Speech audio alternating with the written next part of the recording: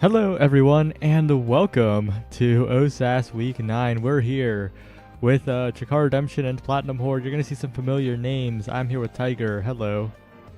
Hi, so yeah, how's it going? W- uh, okay, well, I guess I have to answer now. Yeah, it's definitely going. And we're going right into a game. Mike Mart returns yet again on the Dubu now, trying to qualify here yet again. Asher and Rune Bands. Any big thoughts on the players you see here that you recognize? Well, I've definitely seen Mike Mark and Perfect Curves in my fair share of games. Also seen Grant attack a couple of times. Right now, though, I'm a bit more interested on seeing Gates Obscura. It's not a map that has been in rotation for a while, so it's definitely gonna be interesting going to see how these players play on this very kind of team-based kind of map. Yeah, it's gonna be weird. The map pool for today is Gates into Oni into Tycho, so it's gonna be very strange to be sure. I think Duba's gonna have a great time. I'm wondering what the Platinum Horde's gonna pick on goalie. Any thoughts? I mean, it's always kind of default to kind of go kind of a melee goalie on this map since it's kind of very corner heavy. So you kind of are expecting to see that. So it looks like we're probably going to be getting that Atlas following suit. Yep. And Juliet Kai versus X and Estelle as the forward duos. Little bit it's gonna be a little interesting to see if the Juliet can find the dash punches in the corners. Not the most frequent pick on Gates of Obscura after all, but with the stacks on stacks starts, this game has just changed.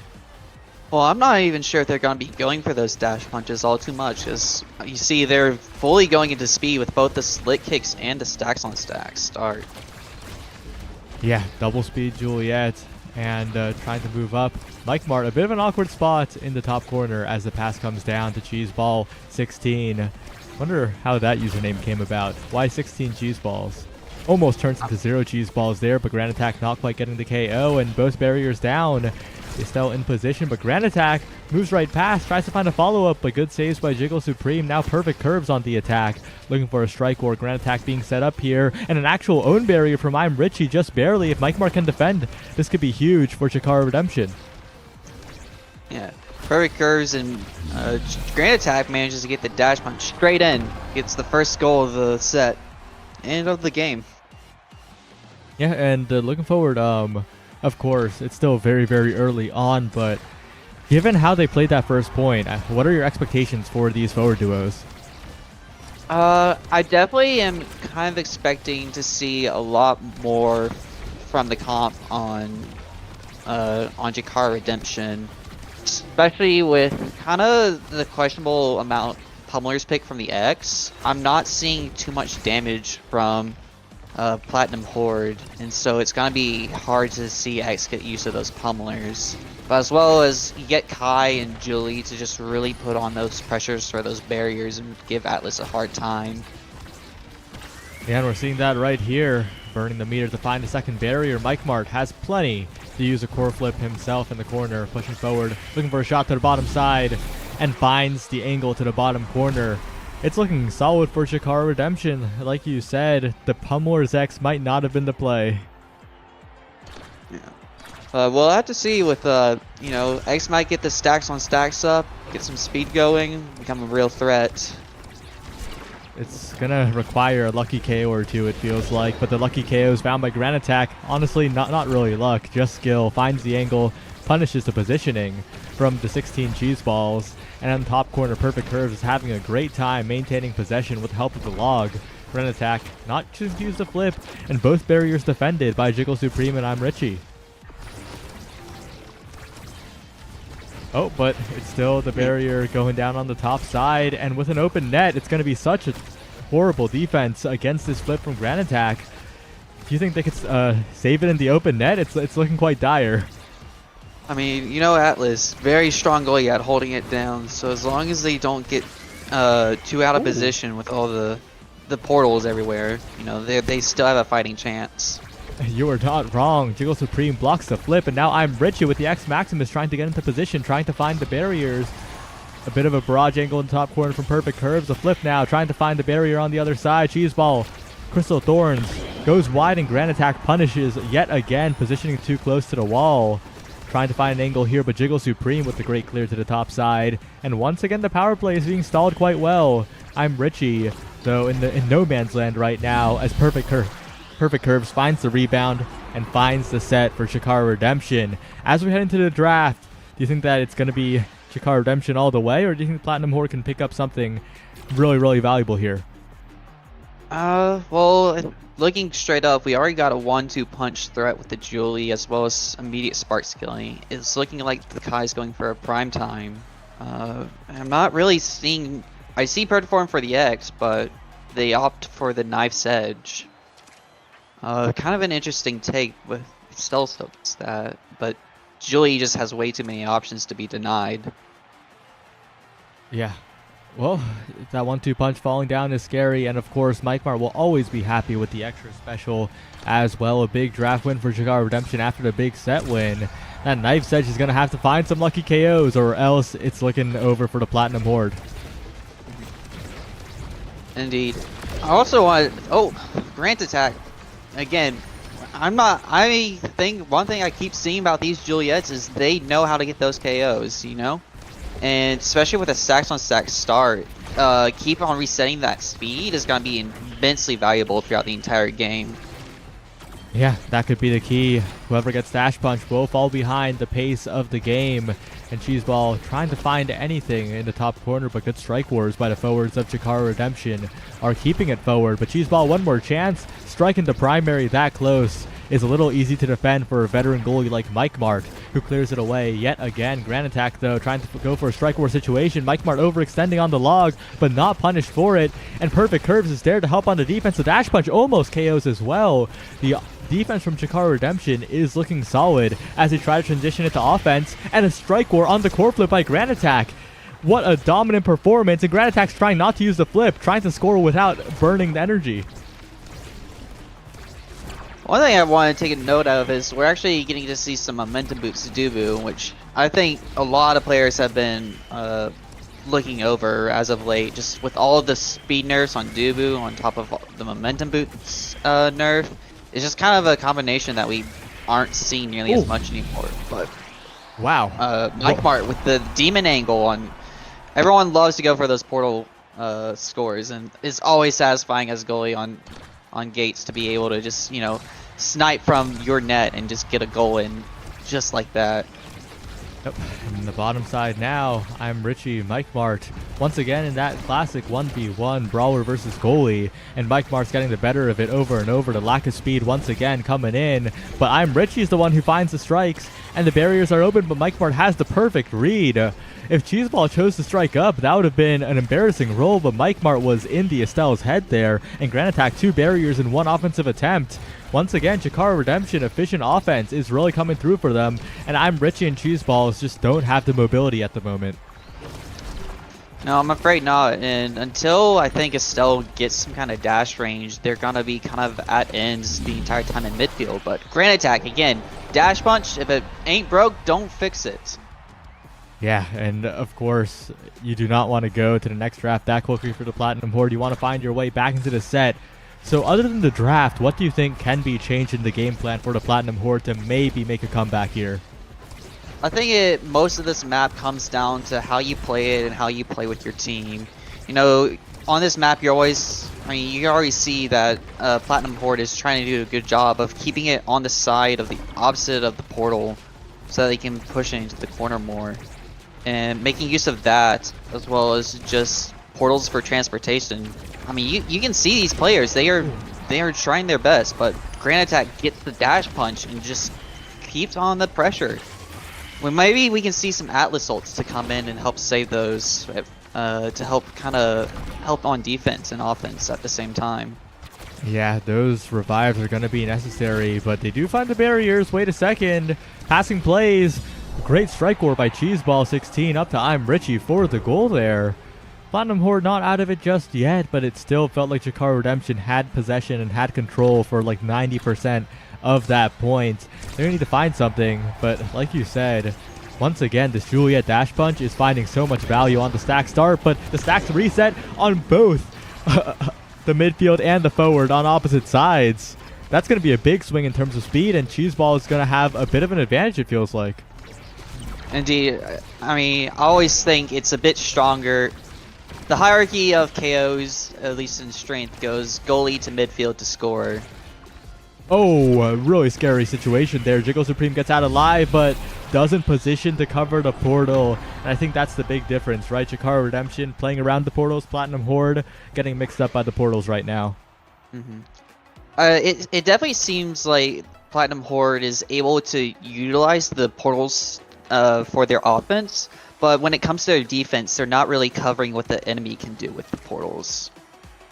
Yeah, team player now. That additional core speed is going to be scary. Any other picks you think could swing this game around? Because that Big Fish Deny is good and all, but I think Prize Fighter's fine, and that there could have been better awakenings as well. Like I said earlier, the aerials on the Estelle is definitely going to be highly influential this match, as they're going to be able to see the mobility of Cheeseballs to be actually kind of greatly enhanced, and now they will have a lot more map presence and can kind of appear and help out in a lot of different situations. Yeah, Expanse barely gets it away. Grand Attack fended away by Jiggle Supreme for the moment, but Jiggle Supreme pulls the trigger on the flip a little too early and is now in a tough spot with both barriers already down. Crystal Thorn's ineffective, but at Tofu Fortress might have been a little bit of sabotage there as it takes that barrier on its own side. Grand Attack dribble going for the dash punch, well timed by Jiggle Supreme to get it out of there. But Mike Martin perfect curves, try again, and this time it's just a hit stun. Grand Attack doesn't even aim for the core. You know, it's those hit stuns, they can always be really brutal. And that's kind of why you always got to be ready. You always got to be ready to evade whenever there's a Julie or some kind of brawler in front of your face. Yeah, speaking of evade, Cheeseball's got to evade this potential KO coming in. Grand Attack's hunting, this time burning the abilities for the barriers. Flame Flurry goes for the strike afterwards. So much damage on Jiggle Supreme, but fails to deny the orb. That was almost 100-0 from Grand Attack. And with the punch coming back on cooldown, Chikara Redemption are 1 point away from taking this game.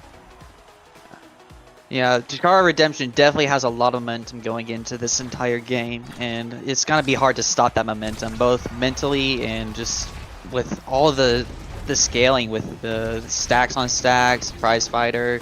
They just look like they're built to keep momentum.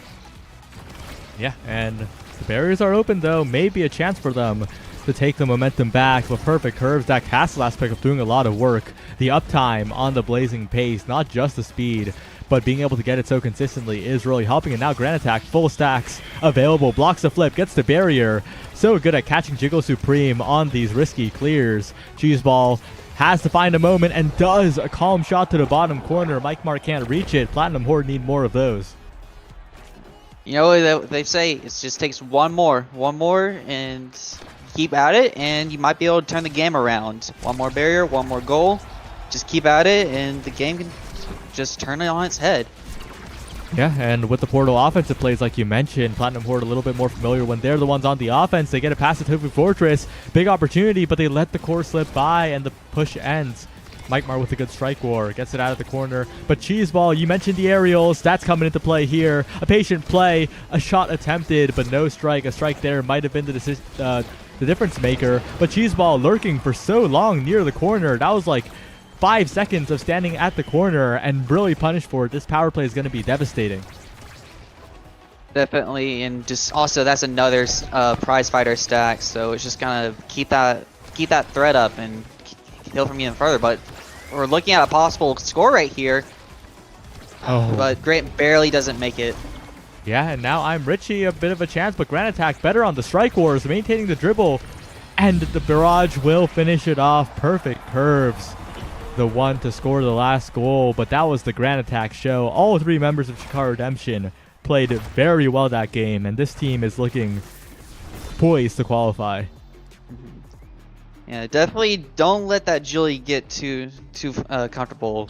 Don't get too comfortable near that edge, and don't let the Julie get too comfortable just getting you over and over. Make sure you can punish them every now and then, you know? Sometimes if you evade at the wall, you can catch a Julie off their guard and kind of do an Uno reverse on them. Yeah,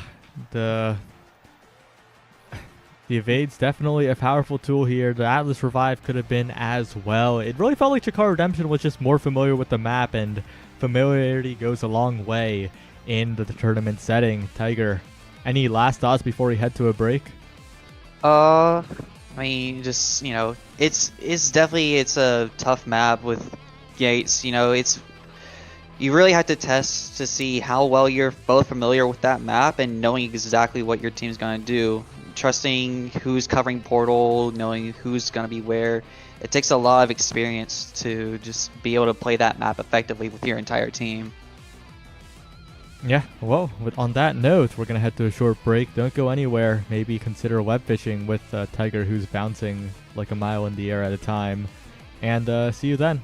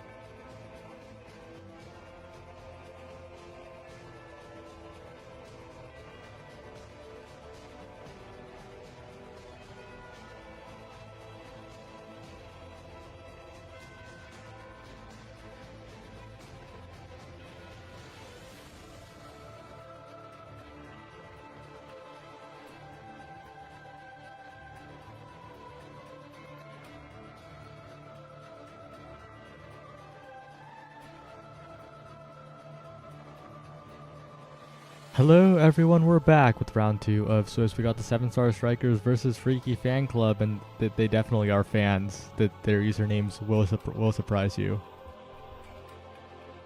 Yeah, I mean, hopefully it's not too freaky of a match. It is Oni Village, so we'll have to see how long the match goes on for. You know, the old joke of overtime village. Yep, 30-minute village even. So Somber Trooper, Panacito, and Yav 12. I remember Yav 12 is the other Mystic, like not the Mystic we know, but like main core chatter who happens to be named Mystic. Oh, that's who they are? I think so. I did not know that, actually. Wait, yeah, that is. Like we might be looking at another Juno and Osas. This is a huge first pick because, of course, Juno and Osas, Juno and Oni Village, but also it denies Juno away from Freaky Fan Club. Yeah. Also, looking at it, it's going to be a Juno into a Estelle, which is always a stronger matchup typically for the Juno. Yeah, I think Swabber Trooper is going to have a field day. And oh, the Kai actually coming out. Double midfield. Okay, I mean, it's Oni Village, so I guess you could make it work, especially depending on the goalie pick here from Freaky Fan Club. Not sure what they're going to opt for, but it's going to have to be a pretty lockdown goalie, it feels like, to really deal with this. Oh, but we're getting the Kazan goalie. Or could we get another goalie and a Kazan forward? Yeah, it's a little confusing. It looks like it is Kazan goalie, and this is a fan club. It's an interesting choice for Kazan goalie, especially considering the starting awakenings. Typically, you mostly see that on a size or a team player start, but here we are with Castelas Kazan. Yeah, and the speed already picking up. Yav 12 on a rampage, 2 barriers already taken. And that's the weakness of the Kazan, right? When a Kai's barraging at you and the Kai setting up very well, it's kind of difficult to deal with as Kazan because there's so many hits. Yeah, I haven't really thought about it, but Kai is a really bad matchup for Kazan. But an XCD fan just showing that this doesn't matter. You know, Rasmus is definitely one of the strongest picks on this map, and go show. Yeah, NXDD fan, also known as ZKC fan, also known as Cairo, also known as Real Voice. Really popping off there, and once again, what a good team combo. The hook and then 8's Lilybun fans primary. Freaky Fan Club, they're looking so good. I mean, if you can continue to get those hooks on goalies, a lot of goalies are unequipped to actually deal with the Rasmus hook, as it just hits stuns and mispositions you.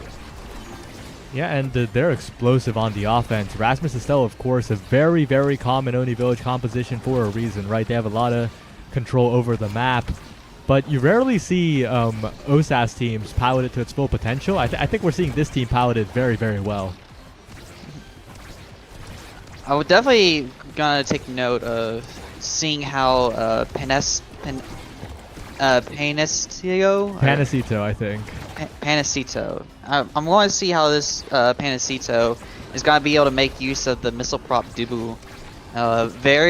One of my favorite things to do on Dubu on this map is to just walk up with the speed gate or speed lane and just get that ult off and apply tons of pressure. Oh, but right now it's a little bit too claustrophobic to apply the pressure. Wait a second. ZZZ fan not respecting the Kai. The speed comes in. Yav 12 wins the strike war and steals away a point in the favor of the 7-star strikers. Good fundamental gameplay, and they're coming up on a flip as well. Another thing that's very interesting on this map is how teams decide to do kickoff. And right now we kind of see, you know, Freaky Fan Club kind of just starting with their traditional, but you actually can see 7-star strikers, the duo actually starts down towards the bottom near the speed gate while the match starts. Yeah, but Yav 12 continuing to try and show that they're a Mystic that needs to be respected because they just won a strike war against the flip, just completely point blank. And now with the Slimes coming in, a flip forced out, it's looking tough for the Freaky Fan Club on the defense here with how well the Kai is playing. If Swamper Trooper can find 1 or 2 good midfield plays, it feels like they can convert. Definitely.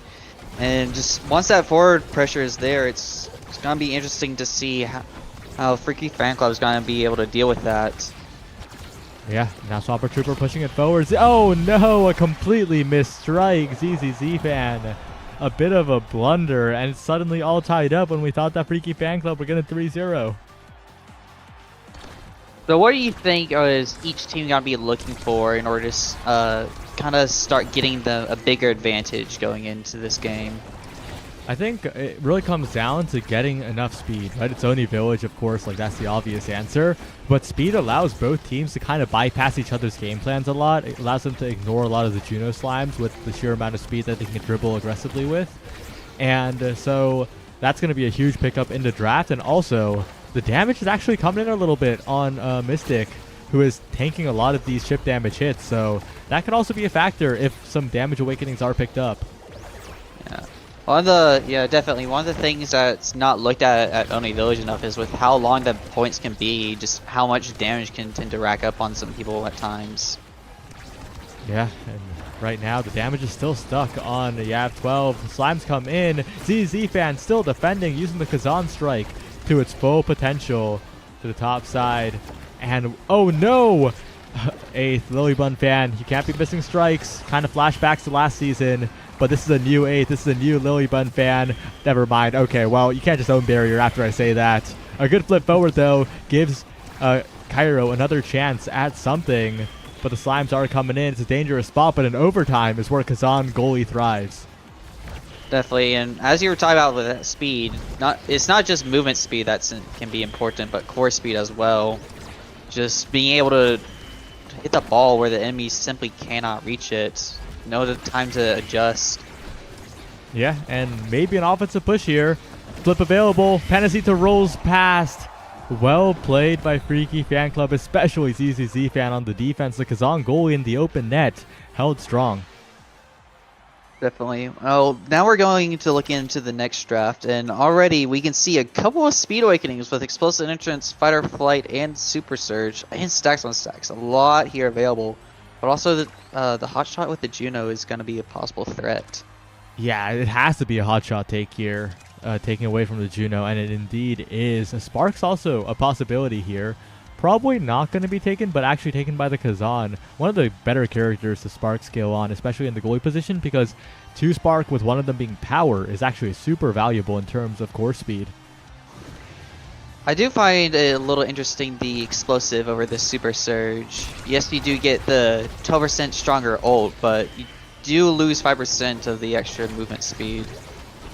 So we'll have to see how that trade-off turns out. And as we're talking about awakenings as well, I like kind of glossed over mentally when you said that you're surprised by the Kazan goalie, but now I'm thinking about it. It's a start that has 2 dead awakenings for Kazan. Wait a second. That's a little weird. Yeah, you don't really see that, but I mean, if the matches can keep going into overtime, Freaky Fan Club can definitely start getting an advantage with that core speed. Definitely, and with the Fighter Flight, NXDD Fan pushing forward, but that setup's not quite good enough. Double goalie defense happening at the moment. The core speed really picking up as well. The hook goes a little wide. ZZZ Fan almost gets caught out by the slime, but the Kazan goalie mechanics are there enough. And once again, the Missile Prop Tofu Fortress being used for defense, but it disappears. And now another try by NXDD Fan. Looking forward to the pendulum swing. Good clears by Panacito so far, but with the flip wasted, now so many resources are gone, and it's overtime. The Kazan goalie is activated. Yeah. We're going to be hearing a lot of red core noises from here on out for the rest of this point. And just like that, barrier down is open net. It can go either way. Yep, dribbling play. Going for the strike war, well defended by ZZZ Fan. Panacito, amazing KO by NXDD Fan. Cairo to the bottom side, a good pass by 8th. And they will find a big point. They had the barriers open first, but again, the overtime power of the Kazan goalie and the hotshot really comes into play here. Those speed lanes can be very tempting, give you a lot of speed, but immediately you get the double barrier into the, oh my goodness, that is a lot of pressure.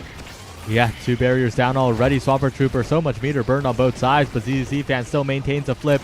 just in case. Clearing without it for the moment, loses the strike war, decides to flip it out of there, but Eighth passes it into the slime, a dangerous situation, but it's still saved away. Cairo losing control of the core for a moment. NXT fan looking for a play, good evade preemptively from Panacito, but doesn't even connect at all. But another try here, good hook, but the shot misses.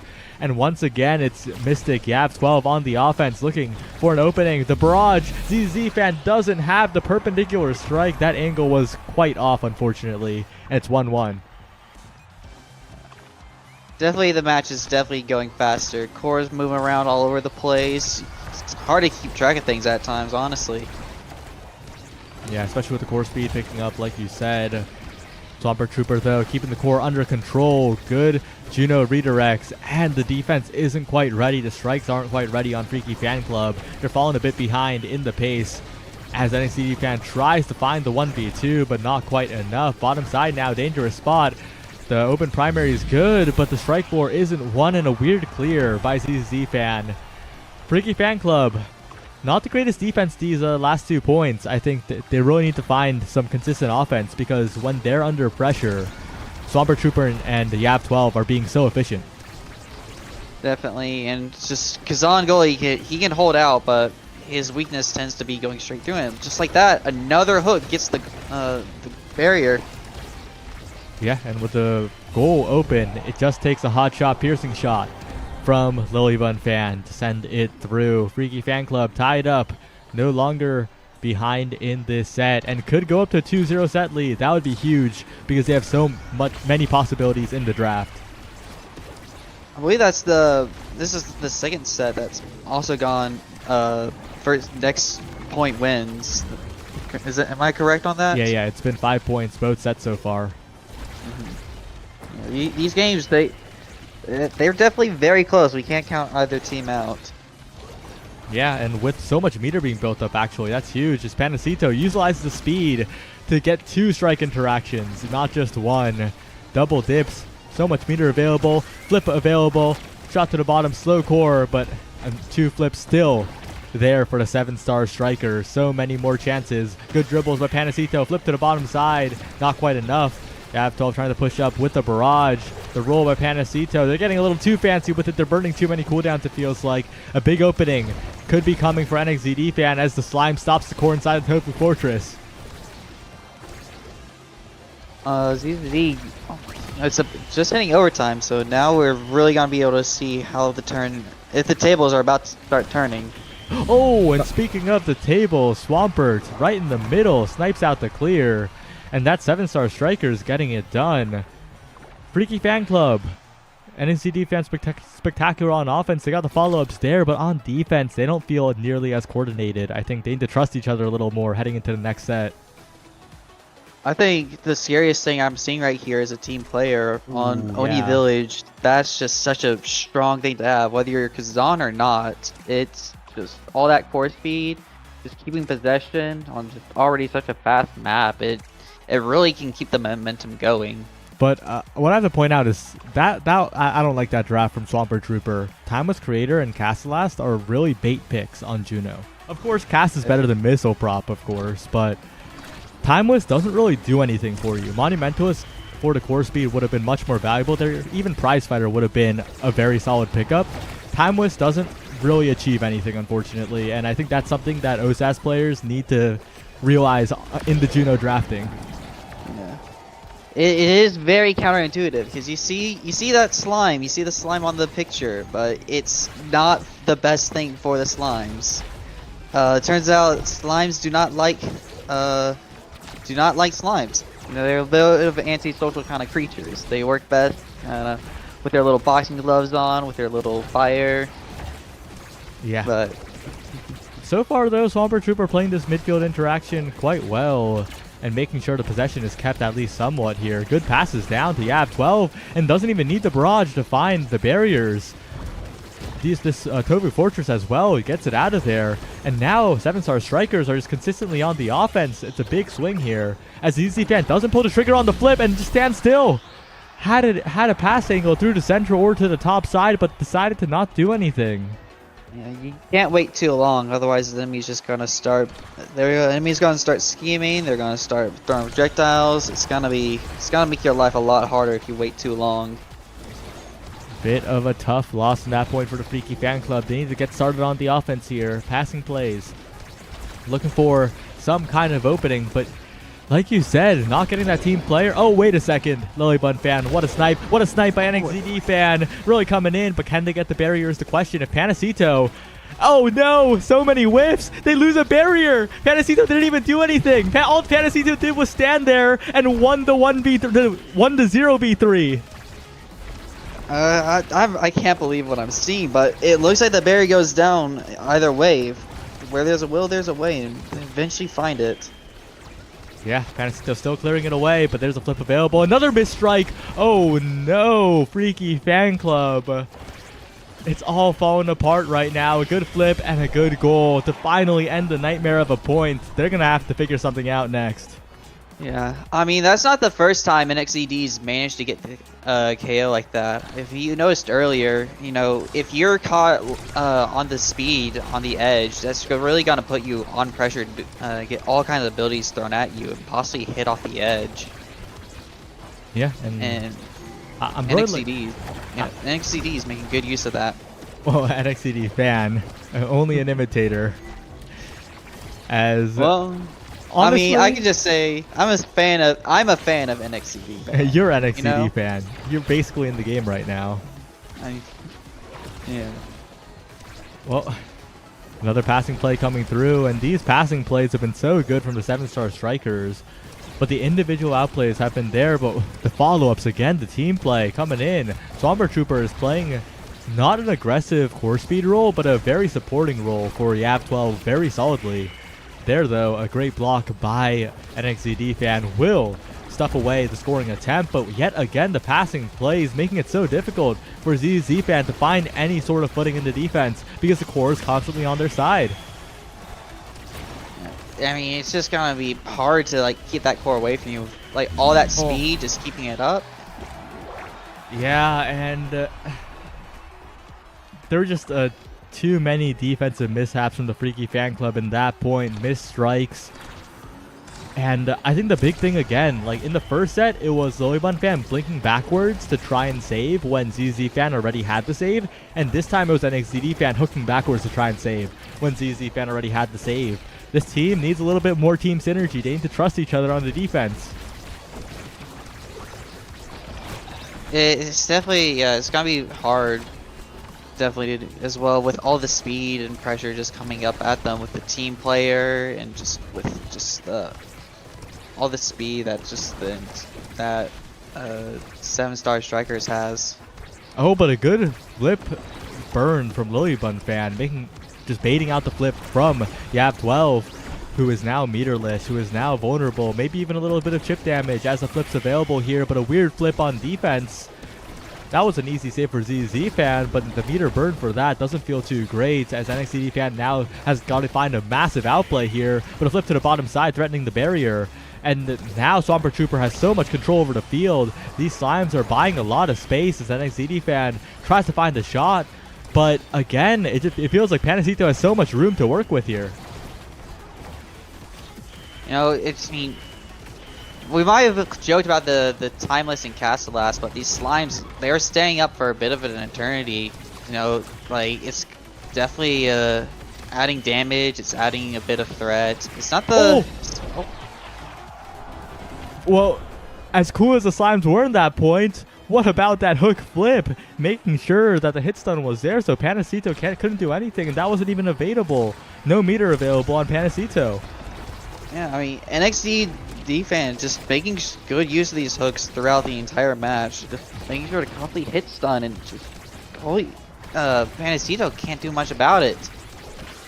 Yeah, especially when there's no meter, but a weird missed strike from Lilybun fan. That's like the third missed strike this time. That was a long range flip. And if they can KO NXZD fan, despite the barriers being down, that's huge. But NXZD fan on scoring attempt, trying to find an opening. They need to find this KO quick because NXZD fan is such a cornerstone of the offense. A save found, a good strike down, but ZZZ fan pushes all the way up. dabs on them, finds the goal. The goalie has been unleashed, and Freaky Fan Club make it out alive. I've said it before, I've said it again.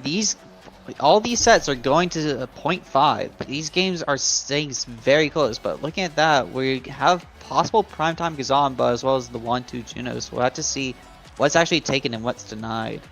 Yeah, denying away the 1-2 punch here because you cannot deal with the Juno like that, but that means Ego is available here. And Knife's Edge for even more speed on Panacito. But that Chrono Boost is going to be really nice as well, right? The Rasmus mobility is going to be a little crazy. Yeah, I'm also interested to see the Stagger Spire because there actually has been a decent amount of damage thrown out by both sides, and seeing if someone can utilize both the speed and the recovery of that will definitely be interesting. Absolutely. Bottom corner now, Swampert Trooper. NXZD Fan trying to push forward, but again, Swampert Trooper is so solid. Good save by ZZ Fan to keep the barrier alive, though. And now a passing play to the bottom corner. Not enough range to interrupt that one. As NXZD Fan pushes forward, finds the barrier, looking for the shot, gets the KO, but hits it towards Swampert Trooper. And stands still, looking for an opportunity here. Good strike war win by Lily Bun Fan, and a good Crystal Thorns to secure the goal. Freaky Fan Club 2 goals away now, and they're trying to break the trend, right? It's been 5 points every set so far. They would prefer to close it out here. Definitely. I mean, I would like to get my game over on Oni Village as soon as possible. You know, fast game of Oni means that you and your team are playing really well. Yeah, and going for the layered offense, but good save by Panacito, good strike timing, and a good Tofu Fortress. Lilybun Fan has been doing a lot of these pretty unsafe core flips, a little far away, and I'm happy that Panacito is just making sure that those don't go unpunished. Definitely. While just being able to stop a lot of the things that have been coming down Panacito's way. Yeah, this has been a very solid goalie performance from Panacito. Even baits out the flip from NXCD Fan. The flip usage overall from Freaky Fan Club could use some work, but it all comes down to the explosive plays. Even if you waste your flip, if you could find the barrier in one fluid motion and convert into a goal, that is completely fine. Unfortunately, ZZZ Fan loses the barrier with the Kazan party, but both barriers are down, so we'll have to see which team is able to utilize that stronger over time, and so we're going to be seeing the Kazan speed. Oh, backwards Tofu Fortress! That almost could have cooked. It wasn't necessary there, thankfully, for 7-star strikers, but now they might be in a little bit of trouble. They might have preferred to have that Tofu Fortress, but a good hit stun by Swampert Trooper keeps NXZD Fan out of the play. The core speed's coming in, though, and they're just hitting it right into ZZ Panacito. An amazing pull by NXZD Fan. The hook has been perfect every single time, it feels like. Yeah, I don't know if I've seen a hook being used like this in OSS yet. How about you, Saya? Yeah, this is definitely a performance to look out for. They might need to ban the Rasmus, honestly, against this team. A good Rasmus is one to always be feared, but another KO. Yeah, bottom side now. Tough spot. Hook to keep the core in the possession, and the strike's not there from Swampert Trooper. Freaky Fan Club. They're explosive when it matters, and they take the game. It was close until it wasn't. I'm wondering, what do you think was kind of the catalyst that allowed Freaky Fan Club to start making the turnaround so quickly in the last set right there? I think the big thing is that there wasn't any big scoring power from 7-star strikers, which gave ZZ Fan a lot of time and a lot of space to give the two forwards enough opportunities to eventually score. And that's really valuable, right? The lack of core speed on Juno and the double midfield really came into play there. I think if Juno gets 1-2, if Juno gets Hotshot, if Juno gets Manu, any of those things were different, this game would have been very different. For sure. Any other thoughts as we're about to head to a break? I'd like to at least take a look at just how quite literally ZZ, Gazan, it's just interesting pick there, but I think they were actually managed to get a lot of value out of it, getting a lot of that over time, and just the extra core speed I think actually ended up helping their team a good amount. Yeah, really made it happen. Star of the show, NXZD Fan, but ZZ Fan had a lot of amazing saves. That one goal was spectacular, right? Pushed all the way up across the map and just struck it in. That's the kind of play you like to see. That's how you can tell that a goalie's confident. And yeah, we'll see you after this break. Try to get into the web fishing lobby. Hopefully it works this time. And goodbye.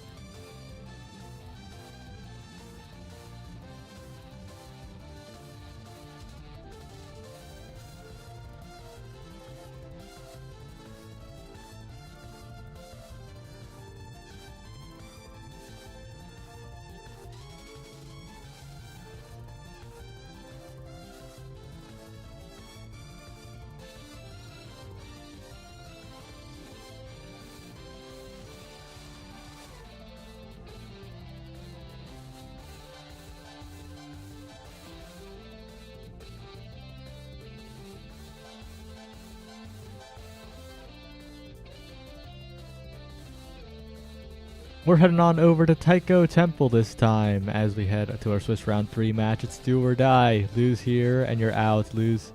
Not lose. Win here and you're in bracket. Fallen Stars versus 3 Cheers for Sweet Revenge. Any big thoughts on these players? Any names you're familiar with here? I mean, I want to say I'm familiar with Striker Kuriyami, and I think I remember Sutin from like a long time back. But honestly, I'm excited to see Taiko Temple. As always, you know, fun little gimmicky map, but it's fun nonetheless.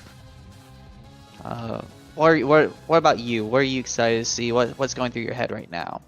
Juno. That's going through my head right now. Juno. Yeah. Mako also a pretty valuable pick here, especially because speed is so valuable in just bypassing strike wars a lot of the time. Just having enough speed to run past people and get the core before they can get to it. And it's kind of looking like an overall speed kind of build. Every single character with a haste on the Fallen Stars. Yeah, a lot of speed here. Asher banned, but it looks like they weren't even thinking about going the Asher here, or maybe expected the ban. Striker Kuriyami, bit of a Rasmussen Joyer. We'll see if it's denied by 3 Cheers for Sweet Revenge, because that's a character that's very associated with that player. On the other side, just waiting for the picks to get locked in. The melee goalie pool has been narrowed to the point where Dubu is a likely pick, but we shall see. Definitely. I mean, I don't even go melee goalie. You know, I personally find a lot of fun. You know, going up and pushing up with an eject goalie on this map might be a little harder when you're in those pockets, but you get to also have a lot of pressure when you're going up in those pockets. Oh, and this is interesting. Is it Rune or is it Vice? I think it's gonna be the Rune. That's more where my money's at. That's They don't call me a gambling man for nothing. Well, we shall see how it goes. It's an interesting pick to be sure. And we'll see if Nunti can place the pillars in the corners fast enough. But speaking of Awakenings, I didn't speak of Awakenings. Why did I say speaking of? Spark Stark is very scary for the potential scaling later in this draft. It's going to be a very snowbally game. Definitely, and Spark of Power, Spark of Strength starting the game off is definitely gonna be looking like it's possibly just gonna devolve into a KO match, especially with Zen and Vice, some of the more heavy damage characters in this game. Yeah, and already earlier in the point, Striker Kuriyami was chipped down very, very low. Does survive, but see the stars in position, making sure that the pressure is on to the Mako goalie. Lily managing to get it out of there for the moment. And Striker Kuriyami pushing it forward, but a solid offensive attempt. The barrage is good from Fallen Zura. And Striker Kuriyami now has an attempt on the open net. Sutton and Nunzi get mixed up completely by the missed strike. And the Fallen Stars get the first goal. I'm wondering how this match is gonna go about. I'm thinking that it's quite possible that Three Cheers is gonna see that Kai is low stagger and they have a lot of damage on them. So if they can keep just kind of bullying Kai, they might be able to see a lot of success there. Yeah, that's definitely a possibility, but the other possibility I think you were hinting at is that the Fallen Stars could just win off of core control right now. They're so efficient on the scoring attempts. Fallen Zero is just getting in there, and if the Kai survives, if both forwards survive, then there's thriving, but Sutton finds a good primary, catches a bad clear, but it doesn't matter as Striker Kuriyami yet again. So efficient on the conversions. There's a reason that I think a lot of teams will ban the Rasmus against them.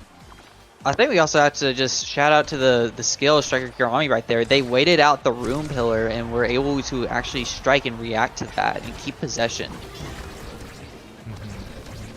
Well, bounce on the bottom side.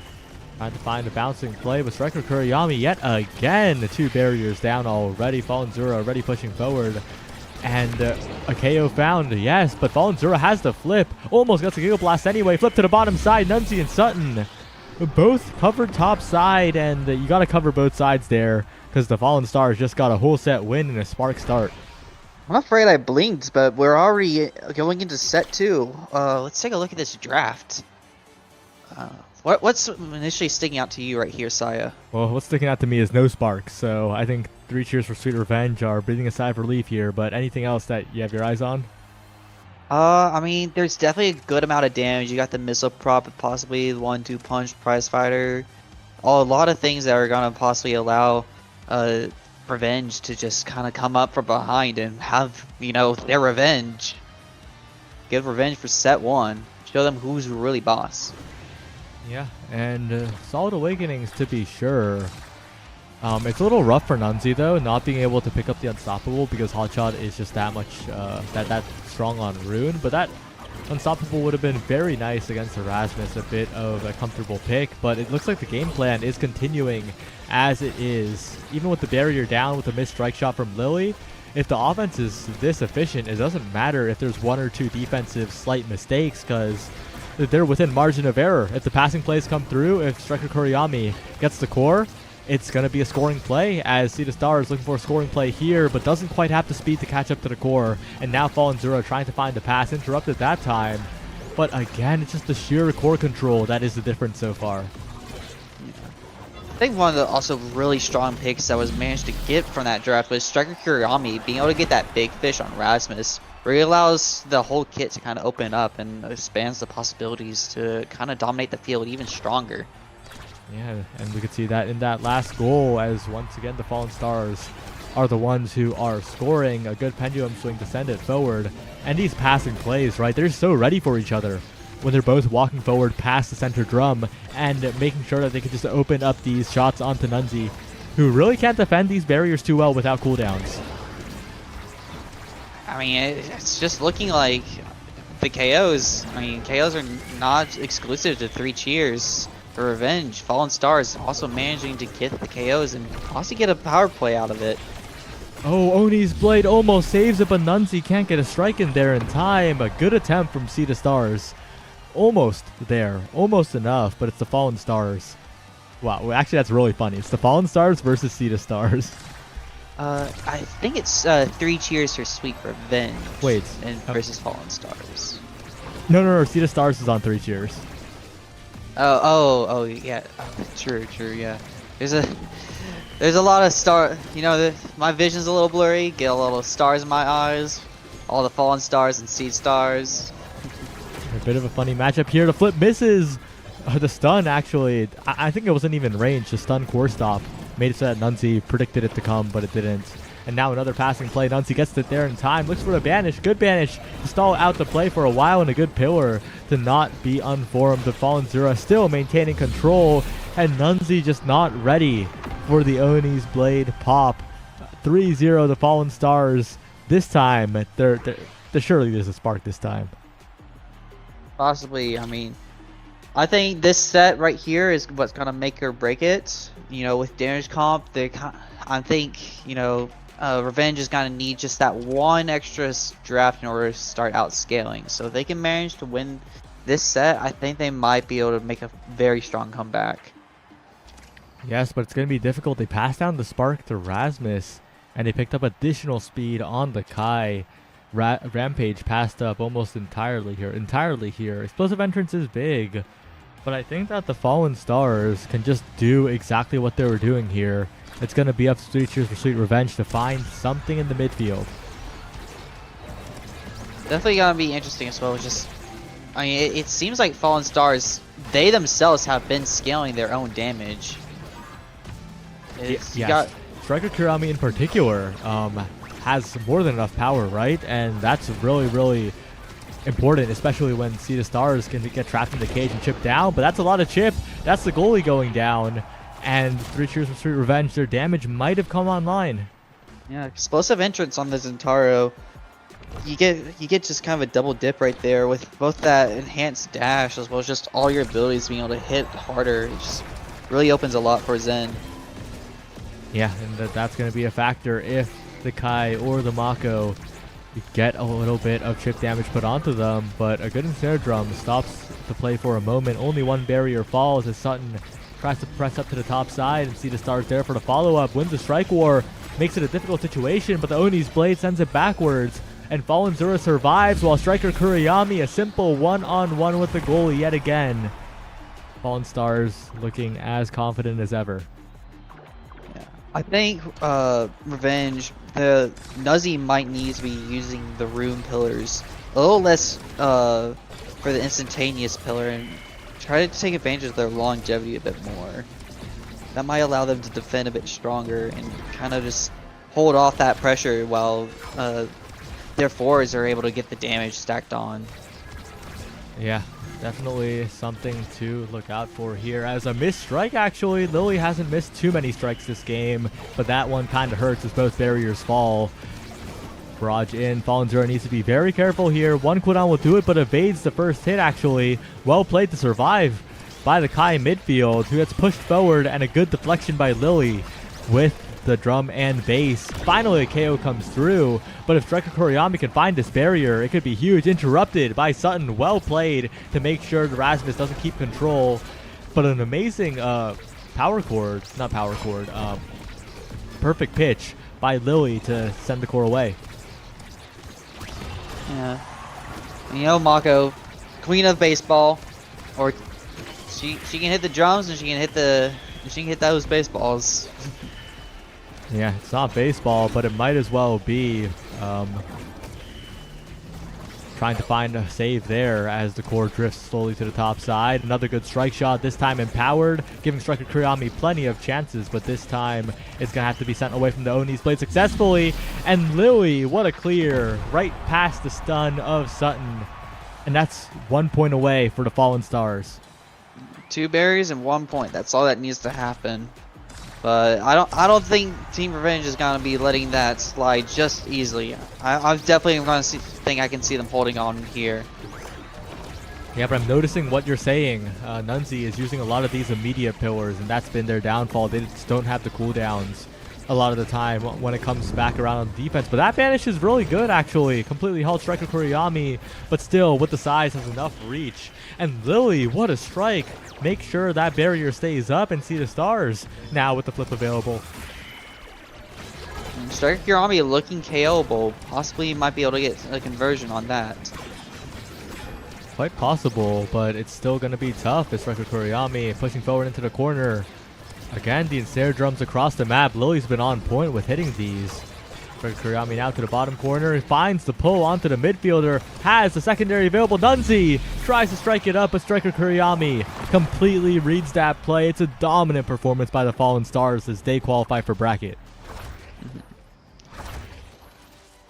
Yeah, I think just right now, Team Revenge is they're gonna need to learn how to properly either get that damage on a bit quicker or be able to hold it down a little bit longer in order to start seeing a bit more results from that damage that they're trying to run.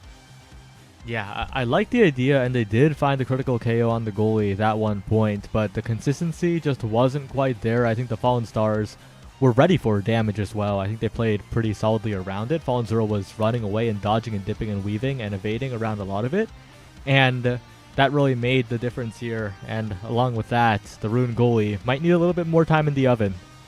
Mhm. But didn't you say that this is for finalists for the bracket? Yeah, so 2-1 and 3-0 make it to bracket. 1-2 and 0-3 do not. So Fallen Stars, they're gonna make it to the next stage of today. And we'll see how they do in the bracket after this break. Don't go anywhere.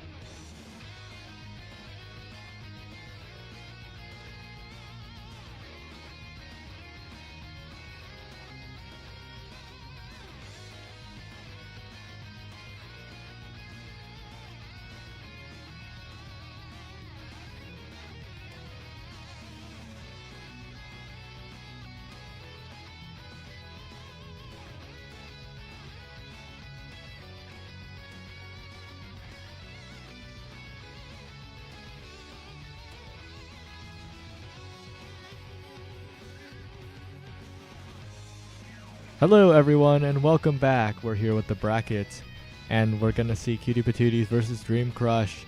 It's win to move on, lose, and you're out of this week. It's gonna be an interesting one as we're seeing some familiar faces and some completely unfamiliar ones on the side of Dream Crush. For sure. I'm definitely interested in looking at some of these new players. A lot more new for me personally than there are people that I have seen. Yeah, I legitimately have not seen the Dream Crush players a single time. So No, it's gonna be an interesting one. I'd like to see what they pick. Yeah, on the other hand, Cutie Patooties, I've seen them quite a bit. I remember seeing them last week, I believe. So they're definitely a team to watch out for. Doggitos on the Juno, notably, that character. We talk about that character a lot. Maybe too much, but honestly, maybe not enough. I think we talk about her as many as there are Blabos in this world. Yeah. But look at a Zentaro ban, though, and a Julie ban. I'm guessing both teams have done their research on the enemy. Yeah, but Ultra Dre, I think, will be pretty happy picking up the X. This is looking like a pretty well-rounded composition. I don't like the Era, though. I think the Juno would be a much better pick in this slot. It's Heiko Tempo, after all. Doggitos has played the Era, but this really just feels like they're forcing X Era. Like, that's a little iffy in my eyes. No Juno take whatsoever. I'm gonna bet we're gonna be seeing a Monu start. Nope. Okay, well, you can't. I'm no longer a betting all of man. them. Yeah. Yeah. Right, as we head into game, it's actually a Catalyst cast to last start, and we're starting to see a little bit more of that.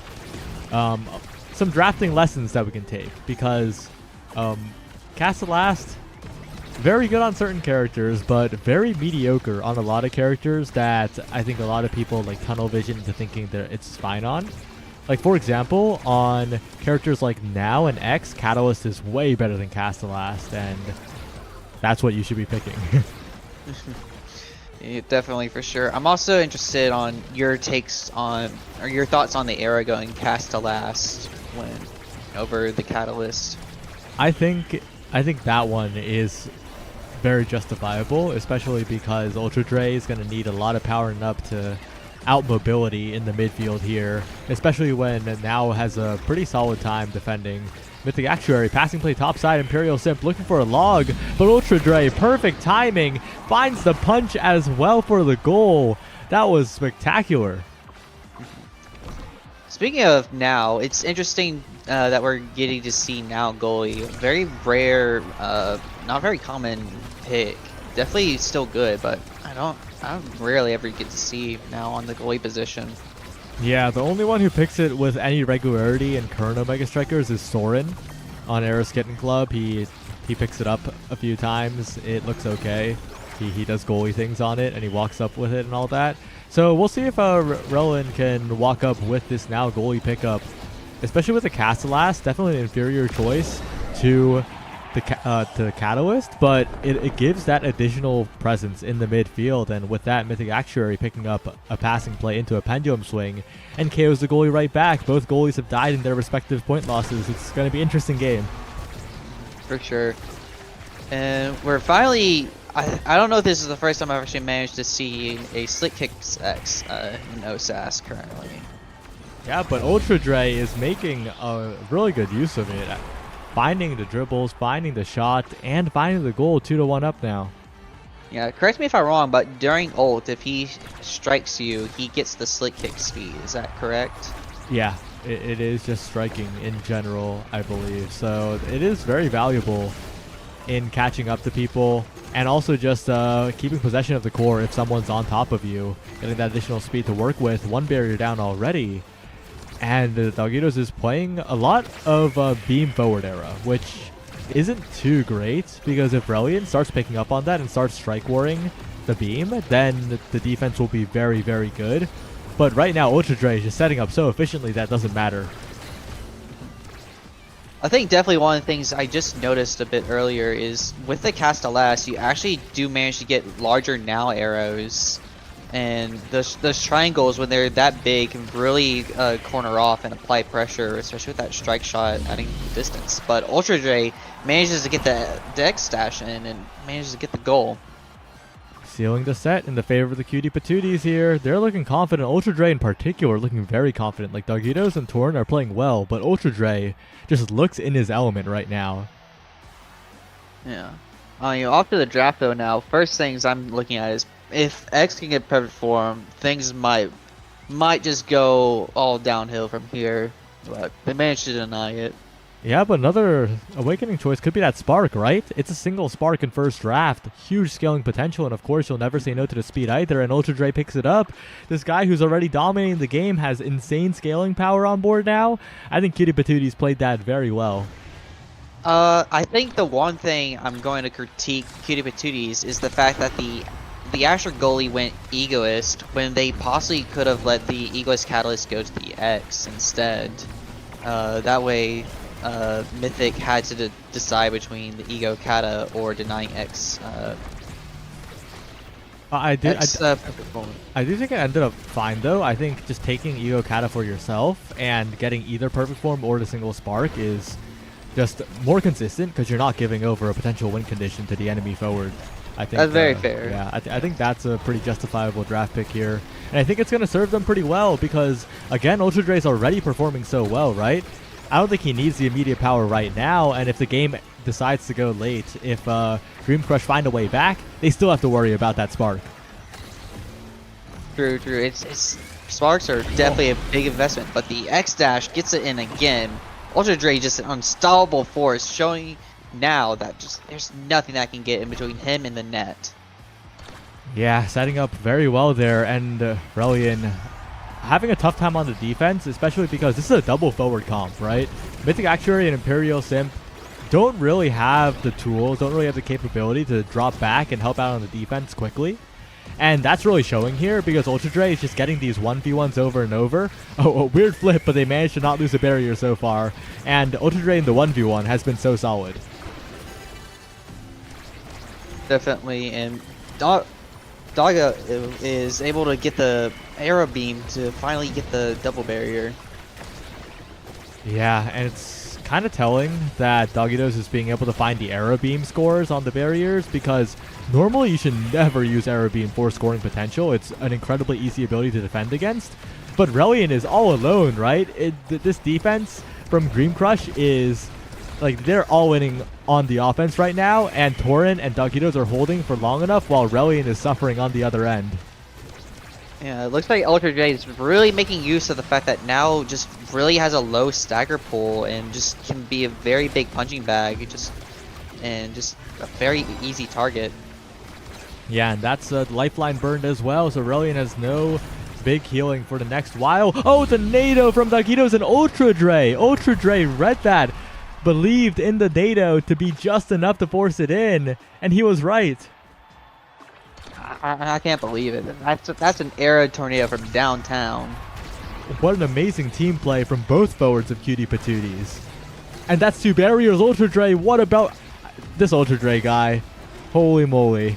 What an impressive performance. There's definitely Ultra in his name for a reason. Oh, almost has the patience to beat the strike shot too, but gets a little bit antsy at the last moment. Now it's Imperial Simp and Mythic Actuary's chance to find something here. It's going to be tough though. They have the strike board too, and Doggitos and Torn are playing this so patiently. And Ultra Dre, once again with the bull rush. Absolute offensive domination in the 1v1. Yeah, I'm trying to think just how can Dream Crush turn this around? It's so tough because Ultra Dre's like 5th pick, but there's so much good stuff in this draft. You can't deny this guy. No, and just like Ad Rush, Damage, Knife's Edge, more Sparks. There's just a buffet. They're all for X. Yeah, and Spark of Focus is denied, but that means that Ultra Dre is feasting on the prize fighter. It's either that or the 1-2 punch. And it is all Cutie Patooties right now. Adrenaline rush as well on the now goalie. Not the pickup you want to get in a game like this. Spark of Focus, single Spark on Mythic Actuary. That Spark pickup just for such a difficult draft for Dream Crush to the point where I think they might have needed to consider not denying the Spark. they're just not getting a power on themselves. No, it is when there's so much available for the enemy team. It's kind of hard to justify denying and not just going to scale yourself. Yeah, and speaking of scaling, Ultra Dre is taking a lot of damage, but is scaling. Oh, Mythic Actuary finally does it, but a strike shot miss. Oh no, of all the times to go for strike shot instead of just striking the core as it comes to you, that is rough for Dream Crush. Not the moment you want to misplay like that, and Cutie Patooties, they get a little bit of a gift here. I will say though, nice thing is that X is down a prize fighter stack, so that draft is kind of null and void as of right now. And huge strike wars from Relian. Incredibly well played in the corner. Good discipline to save against Ultra Drain there too. Relian is coming alive on the defense here, built up a flip, and just saved it in the corner so well. And flip coming out from Torin. Finds the barrier on the other side, and Relian unfortunately goes for another strike shot and misses. Strike shotting fast core. It's good when it's good, but when it's bad, it's really bad. It's a big give up. But not getting the barrier there, big opportunity for Dream Crush to hold on. Definitely. I mean, it's just, there's so much pressure up. Just, I'm having a hard time seeing how Dream Crush can just come back from this. It's going to take a big Dubu play here. A Tofu Fortress when it's up. Oh, but Mythic Actuary and Imperial Simp, they're not playing together enough. And Ultra Dre bounce off the backboard and hit stunning the goalie just for a little bit of bonus. It's again an offensive masterclass. Ultra Dre just up there, putting out the pressure, getting creative. There's just, I mean, every single check marks Ultra Dre is hitting. Looking at massive as well. So much damage onto Relian. The healing comes in, but the NATO is arriving, guaranteeing the top barrier take. Ultra Dre stuffed away a little bit by the triangle, and Mythic Actuary, wait a second, that's one barrier, looking for another, but the pass splitter just stalls it out for so long, and Imperial Simp not there either. Another strike shot goes wide, and Ultra Dre is just in position yet again, going for a strike, not quite connecting that time, and a good secondary from Relian will send it away for the moment. Good shot to the top, trying to find this barrier, but Torin, his core just goes right to the Asher, and the Asher has plenty of anti-stuff tools. And it's again this barrier standing. Yeah, Ultra Dre again hitting those bull rushes one after the other. Just every single time I see them going for a bull rush, they seem to manage to get something of major value out of it. Oh, but a barrier take? Wait a second, maybe this is Dream Crush's way back. They need to maintain possession here past the Imperial Simp, trying to find an angle, and they get past Ultra Dre. That's the flip burned. That's the biggest chance Dream Crush have in so far in this game. They seem to find one shot, and Doggitos dribbles it straight into the log. A rare mistake from the Cutie Patooties, but Dream Crush will take those. Unfortunate. We are seeing that Dream Crush is at a good energy advantage right now with both the forwards nearly having flip. Yeah, that energy could be huge if used correctly, but Doggitos also has a flip. This could be an offensive push from that side as well. Mythic Actuary panic flips on the defense, trying to stay alive, and Torrens walking all the way up for the double barrier. Amazing confidence from the goalie, and now the goal is opened up. Now Ultra Dre is building up meter and punching Mythic Actuary, who needs to find this bottom barrier here, but can't find it. It's defended by Doggitos and Torren, and Ultra Dre now so much time, and Relian.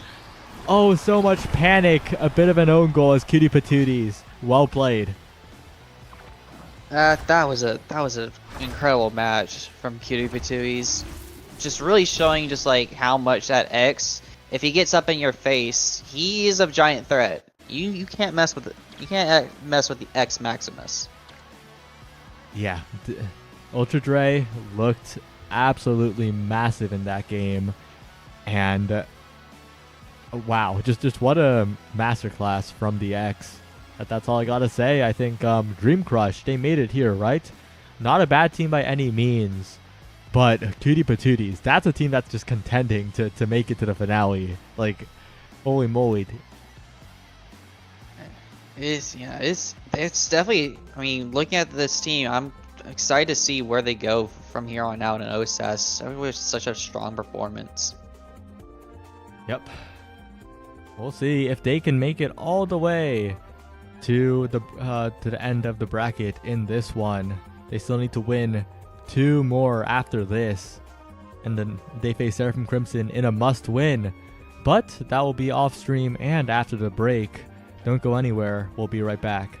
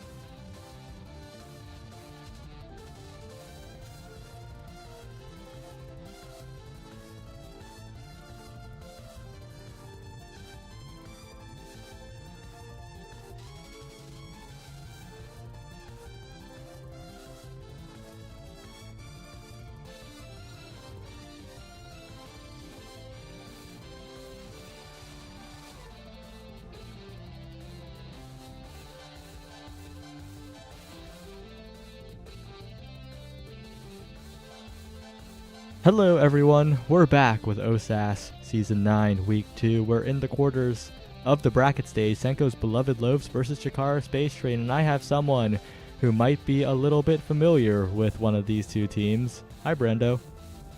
Hey Saya, thanks for having me on. And yeah, I know a little bit about Space Train, just being a Chikara team myself, and then being a Chikara team also. I believe my only experience in game with them, outside of randomly coming across randomly in norms, is I believe Chikara cheating played against Space Train once last season, and I think it was like an AtLab map, which I'm a fan of AtLab. But speaking of maps I am a fan of, it looks like we are queuing up a Taiko Temple map. I was kind of disheartened that I was going to be in this block when I saw the Swiss maps. I'm a big fan of Gates and Taiko, so I am incredibly excited to see where this Taiko game goes. Oh yeah, that's really rough, right? People don't like picking Gates, so Swiss is probably like the only place where people will actually see themselves on Gates because they're forced to go it. Yep. When OSAS originally went to that forced Swiss maps, the very first one was Inkies, and I will never forgive you guys for that.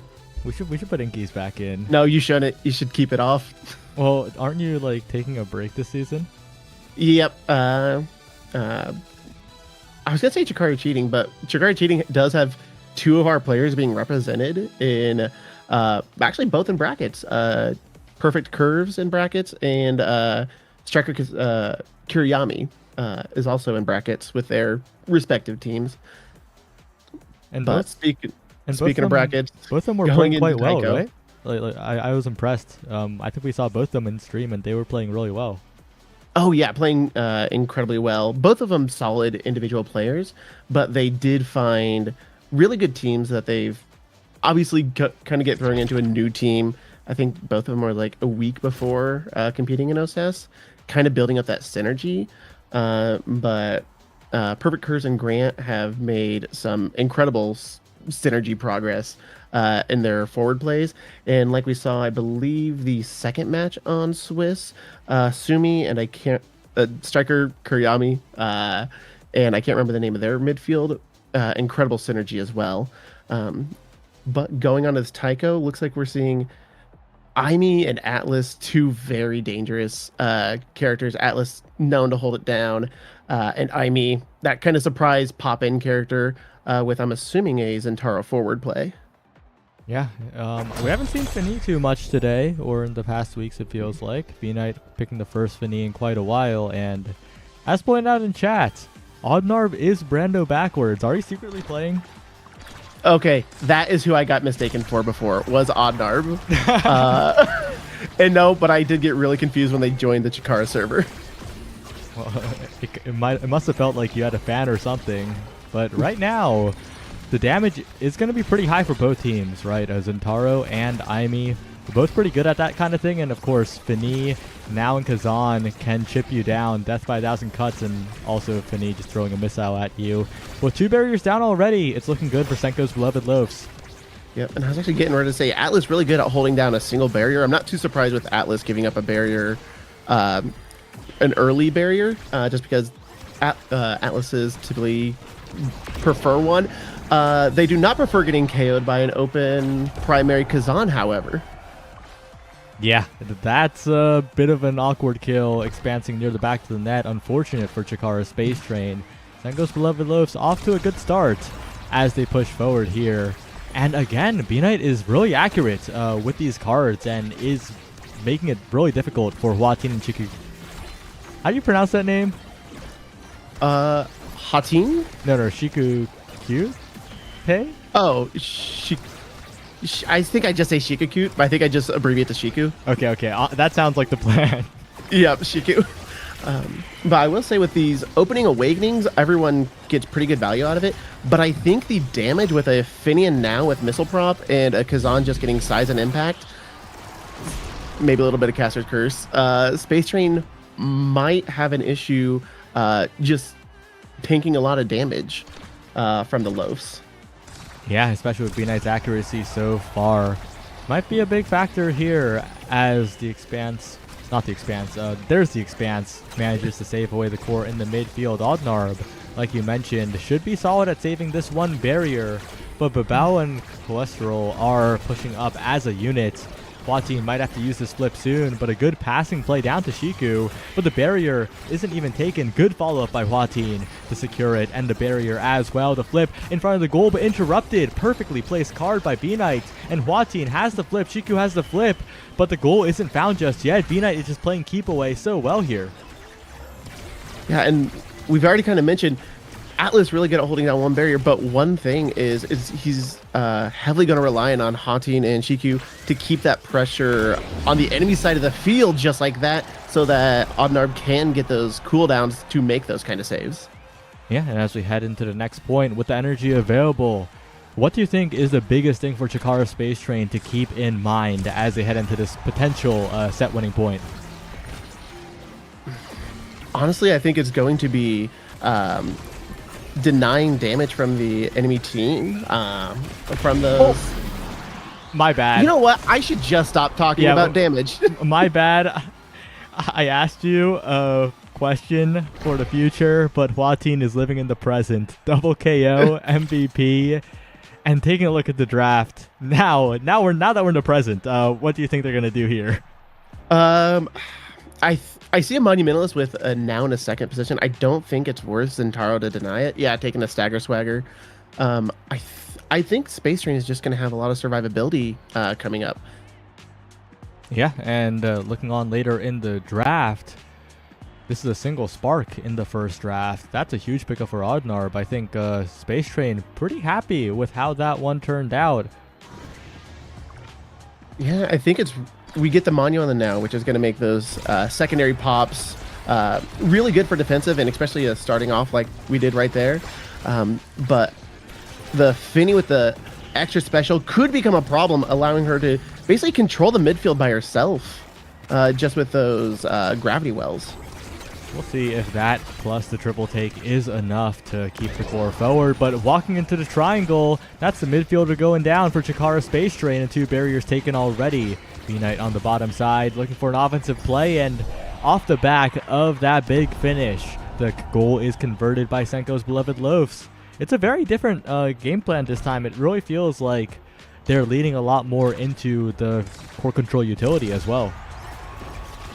Yeah, I think the big thing here is just going to be for Senko's beloved Loafs to keep it out of their Finny's face, and keep it on the enemy side of the field. That way, allowing the Finny with that increased base speed to move up and just allow her to use all those abilities and short cooldowns to just keep applying the pressure. Yeah, but that Firewall Sentry puts a wrench in their plans for a moment, but a well-timed flip by Babao keeps it away, and Hwatiin, barely staying alive, gets unstaggered. A big opportunity now to press forward, but that's so much damage, and off the back of that big finish, the second high-impact one in each point, that could be a big opportunity for Senko's beloved Loafs to convert to the offense, but they can't quite get a hand on the core for the moment, and Cholesterol is taking a ton of damage. Bounce off the center drum by Oddnarb of all the players, the goalie getting the KO, and now B-Knight and Babao in a bit of trouble.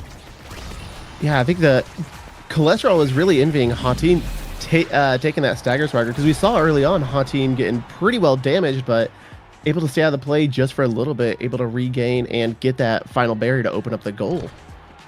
Yeah, it's 1-1 now. We'll see if that additional bulk is the difference maker here, as Shiku is meterless, could be a target in this upcoming point, and is already dead. Wow, I couldn't even pass to you before Shiku went down. Yeah, but Kazan going down as well. Hwatiin making an even 2v2.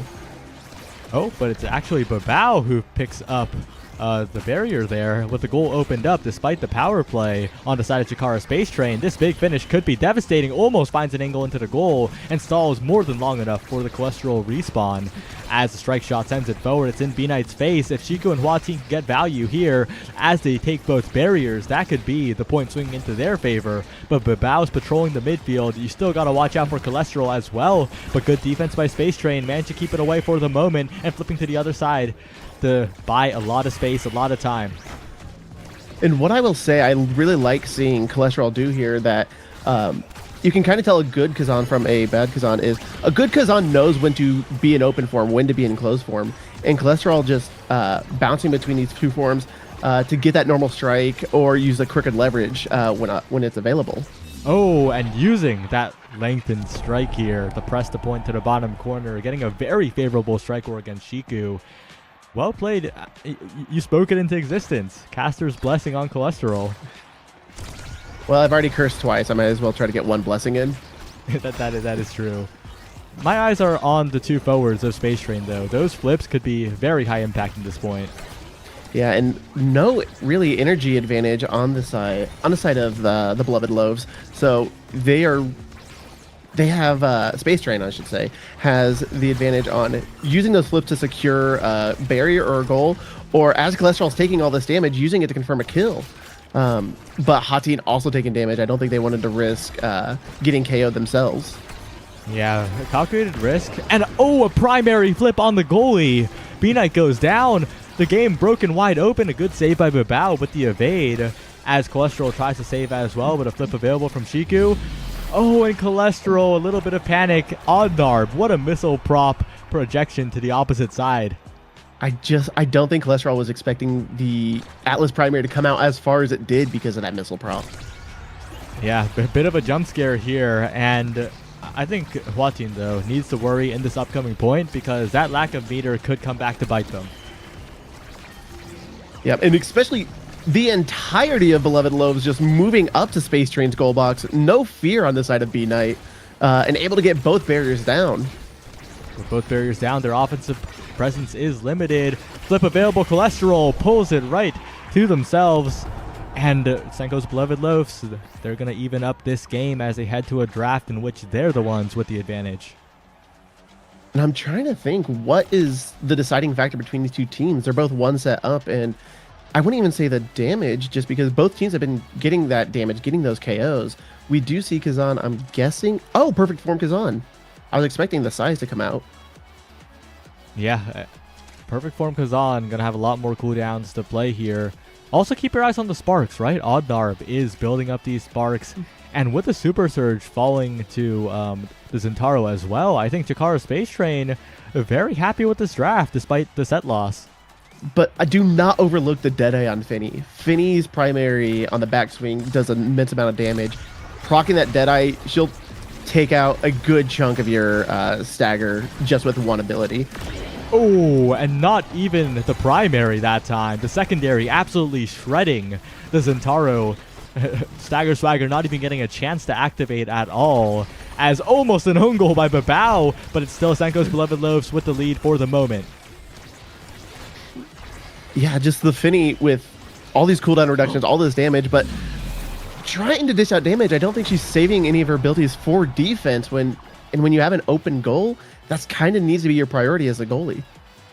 Yeah, it's a bit of a defensive mishap from Senko's Beloved Loaves. They were on the power play. They were almost getting everything, but there, oh no, it all falls apart. Shiku finds a Cyber Swipe follow-up. Well played by Chikara Space Train, and this might be the fastest set in OSAS history. 5-second set. Shiku finding a nice dribble angle into the double barrier. Yeah, it's going to take a lot for Senko's Beloved Loaves to stabilize. That's the one downside of picking the Finny. If one thing goes wrong, it could be a cascading mess that happens to you. So they need to try their best to keep it out of their side, like you said earlier. Yep. I will say on the advantage of Finny in this particular team comp matchup is Finny struggles with forwards that are just staying in her face because she has nothing to like anti-stuff. But Hatin just taking so much damage isn't able to apply that pressure, but Cholesterol with the Kazan dash strike able to sink it right between Oddnarb and Shiku. Really good confidence too, because they both had flip. All three members of Chikara Space Train had flip, but Cholesterol just knew that there was a gap in the middle. And if Chikara Space Train can't get good value out of these flips, it could turn into a dire situation, but they do have the insurance. They do have the barrier taking capability, and Chiku still has flip available here. One good pass from Modnarb, bit of a panic flip, but still the resource available. A flip for the kill, and B-Knight stuck in the corner, but Bao not there to catch the rebound. Well played by Chikara Space Train. They clean up the set. Yeah, and honestly, going back to the previous set, just giving up that point, not wasting a flip, probably a good call, because you were already up 2 points to 1 in that case, so saving your flips for the next point, which they used it very effectively. And the Sparks also coming in huge for Odnarb, right? This Atlas is going to get something good no matter what, whether it be the Hotshot, the Spark of Agility, or whatever, and plenty of good options for the Zentaro as well. Are they going to deny both Sparks here? I don't think it's worth it. I don't think it's worth it, but they do. If you were going to deny both, if Agility was the last one up, I could see that, but I don't think denying Spark of Strength would be that much of an issue. With a Kazan, you'd think they'd want Egoist for the speed boost at the very least. Yeah, Egoist going unpicked there is a little bit confusing. It feels like Senko's Beloved Loves could have gotten a little bit more value out of that draft, but they have won these sets before, but right now it's looking kind of dangerous as Timeless Firewall Sentry is really difficult to deal with. And yeah, we're not seeing as much damage come out. Most of these KOs we're seeing are pretty instant or just dumping a lot of damage real quick. And I think that just comes down to both teams having a pretty good healer on either side. Yeah, now Hwateen and Chiku converting onto the big finish. A bit of an awkward spot for B-Knight to find a save. It's tough, especially because they're so low meter. The evades have been forced, and Chiku and Hwateen firmly have the energy advantage here. Yeah, but I think it's just going to come down to who can take advantage of the forward plays the quickest. Because, like we were saying, Finny can't really deal with forward right in front of her face, but if they can keep the core on Space Train side of the field, then Atlas is going to run out of abilities. That's going to allow B-Knight to use those specials to trip them up to get good catches. And like we see there, just kind of collapsing into that corner and just leaving Odnarb no option, no way to clear it out. Yeah, very good collapse from Senko's Beloved Loaves. They're going to have to do that a lot more times, but they've stabilized the energy situation as well. They're working on flips of their own. They're almost there. And of course, that power also means a lot more core speed for B-Knight as one barrier is taken early. Yep, and B-Knight trying to get the flip to get the save out, but Chiku right there to catch it and take a barrier in return. We do see Odnarb sitting pretty comfortably with a flip, and Hwateen with a flip as well. Are they going to use it for a KO to save it for the goal or try to get it for the barrier? That's the big question.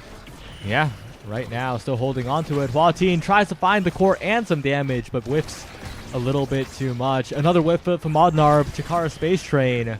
That's a lot of energy gone, and they can't quite reach the core. Senko's Beloved Loaves are collapsing on this play very well. And if they can find one more passing play, it could be enough. Somehow, Cholesterol manages to survive. Hwateen gets chipped down, and there's no one left on the defense to cover that spot. Senko's Beloved Loaves, it looked like they were out of it, but they're making a huge comeback.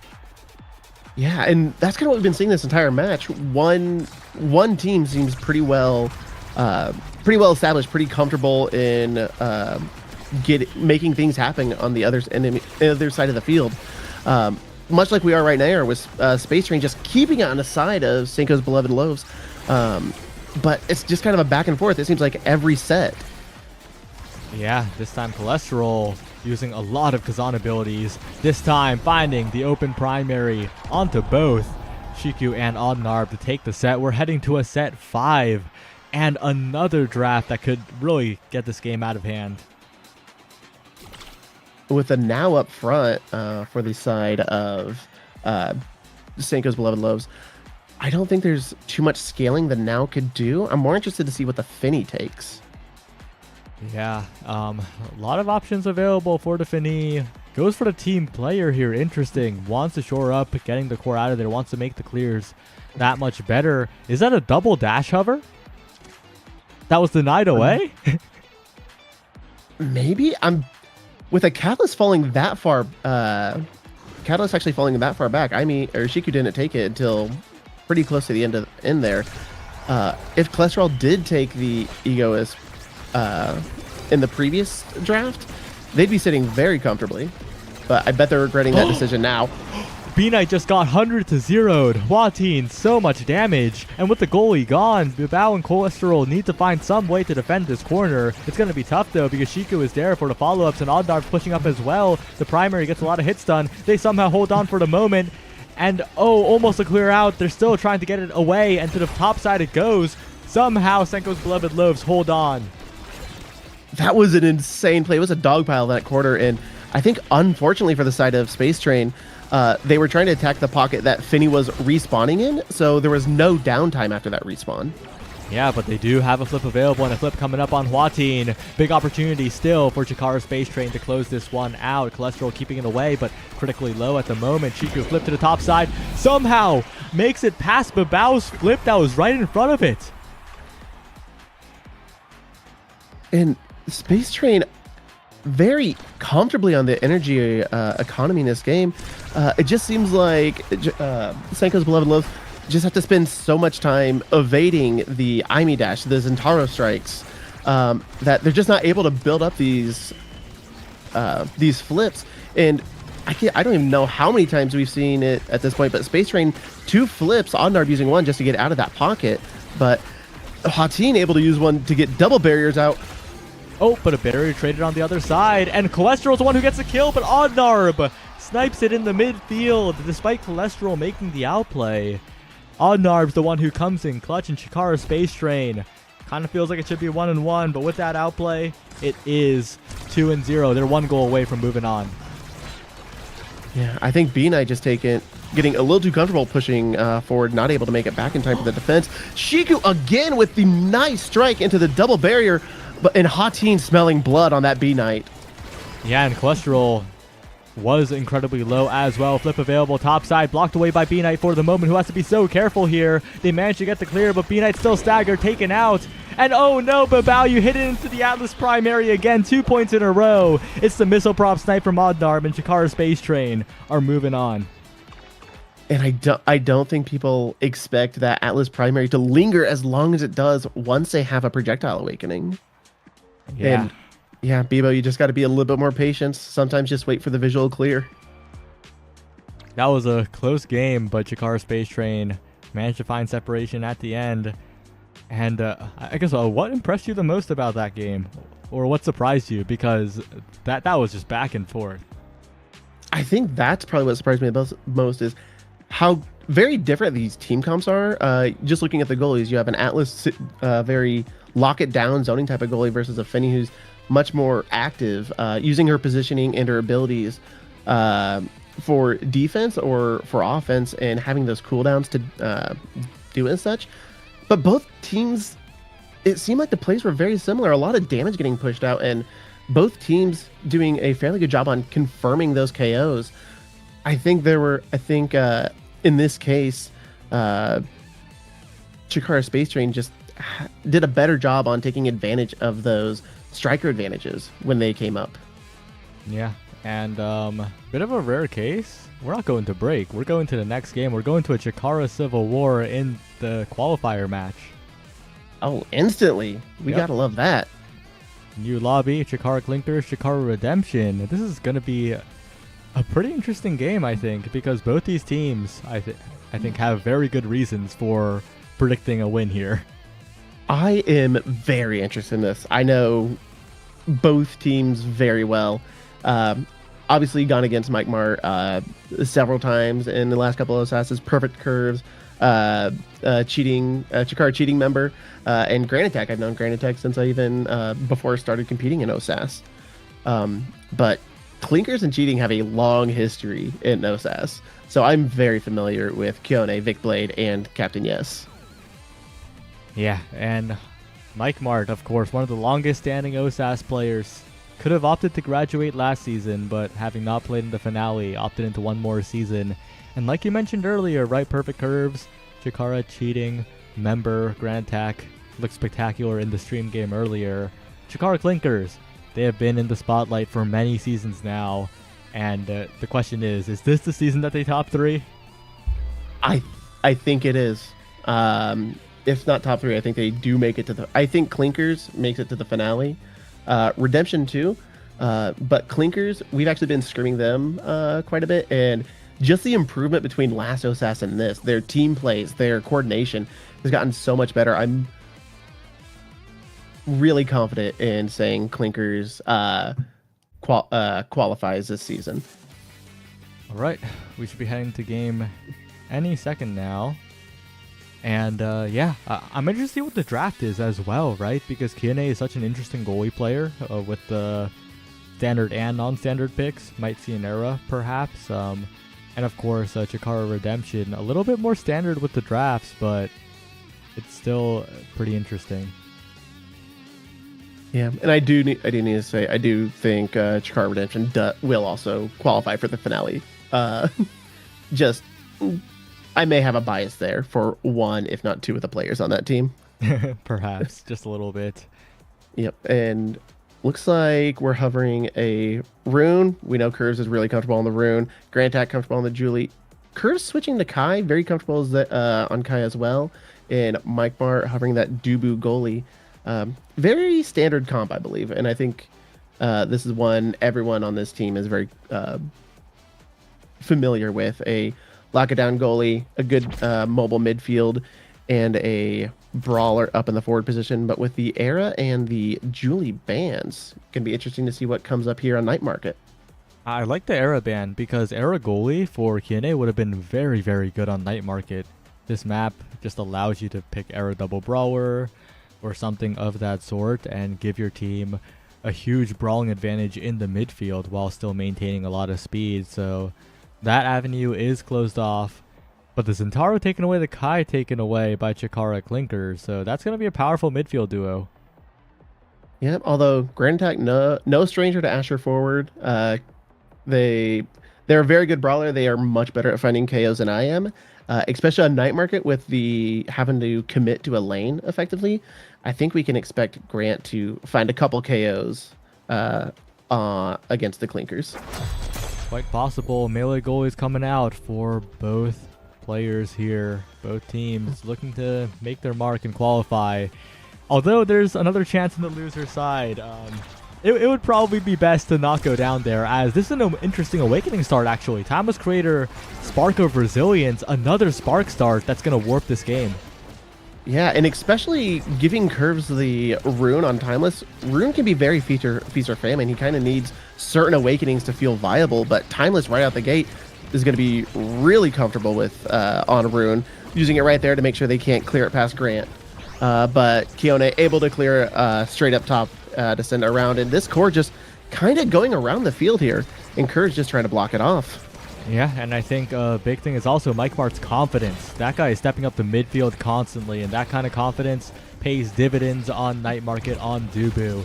Good Topi Fortress to block it away, and a Timeless Creator, such a good awakening. You mentioned Grand Attack's KO potential, and there it is. That's a power play already for Chikara Redemption. They're hitting it to the bottom side, burning the flip from Kiane, and a crazy bounce off the Night Market terrain as well. So much value for Chikara Redemption at that point. Yeah, Grand Attack does not need pummelers to get those KOs, and Kione just missing an unfortunate flip, and I wasn't sure if his Grand Attack bouncing it off that center wall or Vic Blade just kind of getting and hitting that Night Market angle. Unfortunately, losing that point there. Yeah, and Perfect Curves doing quite well and keeping the core up for Grand Attack yet again. Eventually, a Strike War will take the barrier, and Mike Mart continues to hold 2 barriers to none. But Vic Blade does steal the speed gate. Kiane gets caught lacking by Perfect Curves. What a prediction. And I think Clinkers are starting to realize why everyone bans Rune against Curves. Curves is just really good at like making those predictions, basically reading the mind of the goalie and popping those at the exact last moment that the goalie cannot respond to. Yeah, and Kiane usually would clear vertically, right? But especially when it's early on in the game, Perfect Curves, you don't usually see them on the Rune because it's usually banned away. Sometimes you don't expect it. You try to just pass your teammate and bam, there's a pillar in your face, and that's exactly what we saw there. But maybe some offense being found, but Perfect Curves excellent on both the defense and the offense here, making sure that Vic Blade and Captain Yes don't have too many opportunities. Yep. And we see Grand Attack with the flip using it, get that final barrier. Curves not too far from getting their flip as well. So I think Clinkers has a lot to be worried about in this point right now, especially as Grand Tag just dribbles it up, uses a primary just to kind of drift it into that bottom corner, just far enough Kione just cannot reach it. Yeah, and I respect Kione's hesitation because it seems a little embarrassing, like, oh, you could have reached it, but Grand Attack could have easily stepped backwards and just core stopped with the primary, leaving it basically a free shot anywhere into the goal. So Kione tried to cover both options, but it was just a little too rough. And an unstoppable deny away from the Atlas and a good take as well against the Atlas primary, right? So that's an interesting pick as Spark falls all the way down to a 4th pick. Yeah, and especially the Spark at cooldown, Kai going to be able to use those pellets more often, that speed burst more often. But we are seeing the Super Surge on Zentaro. We all know Zentaro's not a real character until you get a Dash Awakening. And I personally prefer Super Surge over EE, especially if you're going for the damage. Yeah, and looking back at this draft, I'm surprised Grant didn't go for the Spark scaling here. Of course, Unstoppable not being on the enemy goalie and being on you against Atlas is great and all, but this is a Spark start, and I think that scaling could have really been valuable here. Yeah, I can see it. Oh, let me get back to that thought, because we have a KO against Mike Mart. Can the Clinkers take advantage as a striker advantage? But Kerr's just kind of denying that entire lane. But Vigblade able to just get around perfectly, dribble and sink it in before Mike Mart can get back up. A little bit of hubris, a little bit of overconfidence from Curves, right? Has been so perfect so far. Just didn't expect Vigblade to choose that top angle. Stepped up, thought the play was over. But maybe there's a reason for the confidence, because that's the old burn from Kione. A KO basically found, and a KO found by Grand Attack. Perfect Curves and Grant, when they're not the ones being taken out, they are taking over. And Kione, I think, trying to clear down vertically, but just barely clipping the bottom of their own barrier. Now it's a wide open net. Do have Flip to use if that Asher starts getting a little too close. Oh, but the Curse banish with the pillar redirect sinks it in. I saw the banish and I was like, okay, but the core's out of play. But Curves thought of that too, had the cooldown for the pillar, and followed up with the solo play. Well, what a spectacular goal. Yeah, and again, this is why people ban Rune against Curves. But he has an answer to everything. If he has an ability up, he can make something happen. Yeah, maybe the answer from Chikara Clinker should have been damage, but this comp isn't the most damage heavy. But Mike Mart again, second time being taken out by the Oni's Blade. And Vigblade might have found Mike Mart's one weakness. Yeah, and honestly, I think it's Captain Yes and Vigblade really kind of pushing up together, kind of forcing Mike Mart back into the goal to give himself enough time to react to passes and clears. But right, you're back up against that wall is not where you want to be when Vigblade has that ult up. Yeah, Grand Attack, goes for a late flip. Unfortunately, that meter for naught, as Kione almost finds the perfect strike shot, but it bounces right up for Grand Attack, and that's still 2 barriers taken. Unfortunate for Chikara Clinkers, but if you're Chikara Redemption, you're happy until Vigblade finds a double barrier of their own. Looking for a little bit more here. Grand Attack with the timing after the banish is solid. A flip available for Vigblade, and blinking it right through Mike Mart and Grand Attack. And Vigblade, very good patience not using that flip to try to get the second barrier, knowing they can get it with just their abilities alone, and using the flip only when they could confirm a goal like that. Secondary up, dash right through it.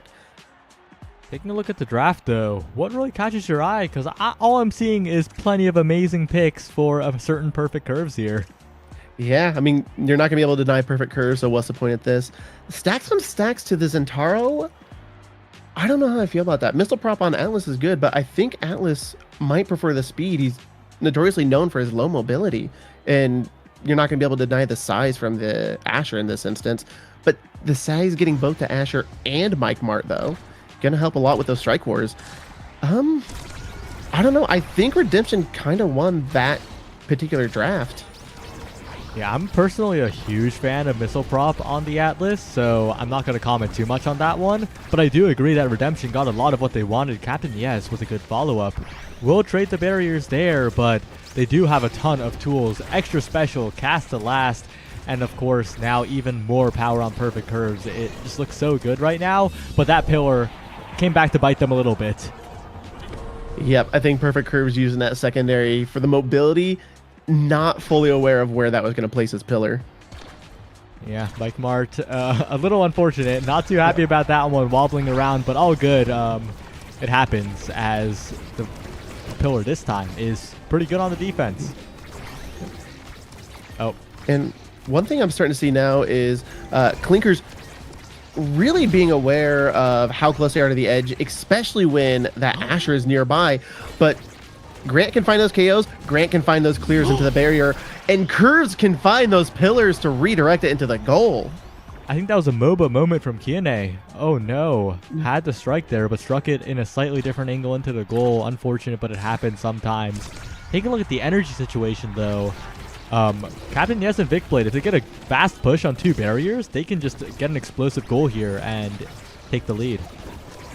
Yeah, and they are able to just shove it through to get 1 barrier and just keep it in that corner until they get the second.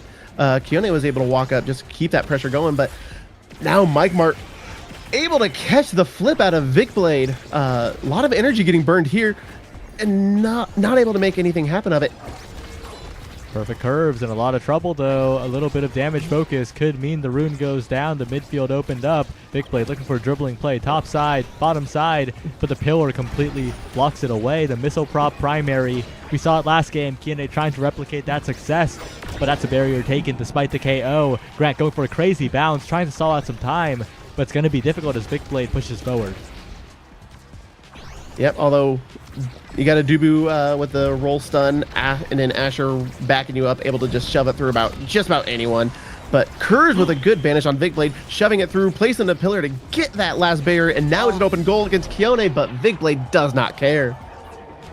I'm getting deja vu. Vicblade just hitting it around on the top side in that exact spot. Earlier against Perfect Curves, now against Mike Mart and Perfect Curves. What's next against all 3 players? Vicblade is on point with that angle. I would not be surprised. Oh, but nice banish again with Curves dropping the pillar, trying to get through, but Kione ready for it, not even needing the flip to get out of that situation. Yeah, and a rough pillar that time. Jakara Clinkers managed to find their way around it, and they're trying to close this one out as Vicblade finds a spectacular dash onto Mike Mart. Both barriers down. It's up to the strike warning from Mike Mart, which is good so far, but Mike Mart doesn't position for Dioni's blade quite enough, and Vicblade yet again will take it in for a set win. Yeah, and I'm trying to think, what was the win con here for Jakara Redemption? They were getting a lot of KOs early on, but I think Clinkers is just now hyper aware of when Grant is hunting for those. We are seeing Rune hovering that hot shot, good for the cool, or the Monumentalist damage and bigger pillars, but that 1-2 Zentaro already dishing out a lot of damage. I'm actually surprised that Kiane didn't go for the hot shot. Hot shot missile prop is an incredibly powerful combination, especially in overtime. That could be a win in itself. Rapid fire kind of feels like a bit of a weaker version of it. Yeah, maybe they're just thinking that primary is such a good stuffing through, and especially against an Asher forward, they might just be a little worried about that Asher. Maybe a little more than they should be. Possibly, but again, it's really up to the midfield prowess here, as Captain Yes will have to play another game of keep away from Grand Attack. You mentioned the Asher being a threat, and Grant's looking downright massive right now. But Vicblade again, so much room to play, trapped in jail. Mike Mart detains him for a little bit. And I think one thing we might have overlooked is Grant picking up that knife edge on Asher. The power, yeah, going to help him with those KOs, but Asher notoriously suffering from their lack of speed. And so just running along that edge, just to get that speed boost to position yourself that much quicker, that might be a threatening position for Kione. Yeah, and with the size of Asher, getting that activation that much further from the edge could be huge, but a banish in an inopportune spot, but a KO found onto the midfielder. Big opportunity now as Vicblade tries to find some presence in the top side. They're stalling it out for the moment. The pass splitter goes wide, but the pillar is there, and Kiane's in a lot of trouble. Grand Attack flipping, trying to find a pass up, but it's blocked away by Vicblade, who has plenty of core speed to work with as well as Kiane sends it forward. Trying to send it through the middle. Grand Attack has the redirect, and Perfect Curves. That's what the Monumentalist was for. Being able to just reach those pillars further, and Curves will always be ready for those top clears, which is actually a really good advantage of having a good rune player on your side as a forward Asher, because Asher forward is really good at stuffing it through, but their weakness is just those clear, straight up and down clears. But if the goalie always has to worry about a rune pillar popping up, they're going to hesitate. Yeah, and a bit of lore here, but back in beta, there was a patch, I believe it was Asher or Rune launch patch, where the entire meta was just Asher and Rune every game. So it's a bit of a Mega Strikers history repeating itself here if Jakar Redemption do succeed. I might need you to explain that history to me and why it was so powerful. But Kione trying to get the flip out of the banish, but just didn't get the timing down right. That Castle Last really throwing their timing off.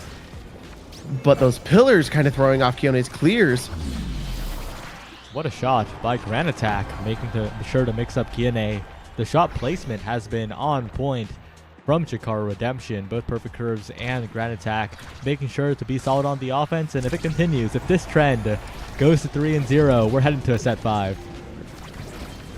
Yeah, Jakar Redemption really able to take advantage once they can kind of get some solid control of that core. I think the issues being Clinkers with the Kai with the speed, the projectiles, Zentaro just being able to dash anywhere, kind of disrupting any control they try to get. But Perfect Curves and Grand Attack able to keep control of the core long enough to get both barriers down on the side of Clinkers. But again, Vicblade does not care and takes that final barrier down. Good strike wars to keep it away by Jakar Redemption, but Captain Yes has flip available. The log stalls out quite a bit, and that flip is neutralized. Grand Attack, though, trying to find something in the midfield. Captain Yes has the presence. Perfect Curve sends it backwards, but thankfully it is not scored. Jakar Redemption still Perfect Curves does it for the 4th time. On point with every single opportunity in the top side. Yeah, and that was probably the only option for Kione in that situation, saying it straight up. But again, a good rune will always be ready, and Curves is a good rune. Oh, this is a really interesting draft. What do you think is going to be the priority here? Because there are so many power picks. I'm actually kind of surprised on the Asher not going for the Rampage. Yeah, I understand that denying the Twin Drive from Atlas, but Asher's size is such a threat. We are seeing Zentaro picking up a double spark. Might be a little late in the game. That would have been worth falling to Kione to get the triple, or not Kione, Captain Yes to get the triple spark. Yeah, this is a really confusing draft because there were so many picks that were weirdly passed up. I feel like Primetime and Rapid Fire both up. Grand Attack probably should have picked for his own power rather than trying to deny Twin Drive here. Yeah, like Asher Dash is good, but I don't think it's worth trying to scale into. Yeah, Fight or Flight was available, but forget about that if Grand Attack's still doing the same mold. You said that Grand Attack didn't need pummelers, and maybe Grand Attack doesn't need a super powerful awakening in this last draft because Jakar Redemption, if they can keep the power play up, if they can find this barrier, they're looking good. But Kione with that Cosmic Expanse able to save that final bear. Kione kind of trying to walk up to that midfield with that flip in hand. I think they're a little hesitant just because they don't have a lot of mobility. Using that flip just so Grant cannot shove it through and take that last barrier. Yeah, and the Expanse proving to be a bit of an obstacle for Grant, unable to push through it with the primary so far. Perfect Curves is completely taking the midfield over here. If a pillar is allowed to form, that entire lane is locked up, it feels like. And Kione does find a good clear angle to Vicblade, though, who's trying to set up, but again, Zentaro does struggle in these situations where if the goalie's confident there's no follow-up, Mike Mart should be able to see the scoring attempt coming from a mile away. Yeah, and I think Kione has to fight for this barrier like it's the final point. Like if they lose a barrier, they lose a point because Kione has 0 speed. And with the Twin Drive deny, really limited on their ability usage. Forget about that because Kione just walked up to midline and primaried, securing the barrier and creating a crazy bounce that eventually got the goal in the hands of Vicblade Jakara Clinkers. Despite expectations, that they managed to find it. Yeah, and I think what you were saying before, I kind of debated if Kione had made the right call with that missile prop. I think you're right. Missile prop Atlas able to secure that barrier, but not able to save that double barrier in this point. Yeah, the missile prop love from me might be a bit of jealousy in solo queue. Like, it's just me trying to find any agency and win games. That's why I also picked Cauldron's Juno, but there's no Juno in this game. Perfect Curves trying to play on the open net here. Grand Attack with the flip available. Shot to the bottom, but Kione has enough reach to get to it. top side, looking a little dangerous as well as the passing play comes in. Perfect curves, the pillar neutralized. Kione, what a strike shot. What timing to save the goal there. And you said it earlier on, Kione kind of made some questionable defensive plays, but you did mention that is kind of early on. They kind of need to see, like, get a feel for how these forwards are playing. And I think Kione is locking in and kind of able to read what Grant and Curves are trying to set up. Dangerous spot here. The pass splitter almost scores on its own. Mike Mart all the way forward. The flip goes barely wide, pixels off in both timing and positioning. And Mike Mart, what a perfect time to push forward for the aggression. Mike Mart just deciding this ends here for that point. And Curves with that pillar right behind Mike Mart, making sure there's no way it's falling back. Perfect curves now, once again, taking over to midfield with the pillars as the core bounces backwards. Grand Attack manages to find a strike on it, but Mike Mart rolls a little bit too far forward. A rare miss does mean that there's a lot of pressure on this barrier here, but the log after the strike will cover all of the timings. Well played by Mike Mart as Perfect Curves keeps possession. Mike Mart pushes up, but the cores get sent in the weird angle downwards, and Chikara Clinkers are safe for a little bit longer. And Vic Blade holding onto the Zentaro passive, using it just to dash in so they can try to get some offensive plays going, but Perfect Curves and Mike Mart just in sync enough just to clear it out, and Kione not able to catch the core before it can get their barrier. Expands at the perfect time, and Grand Attack still pushing forward, but the Expanse still stands.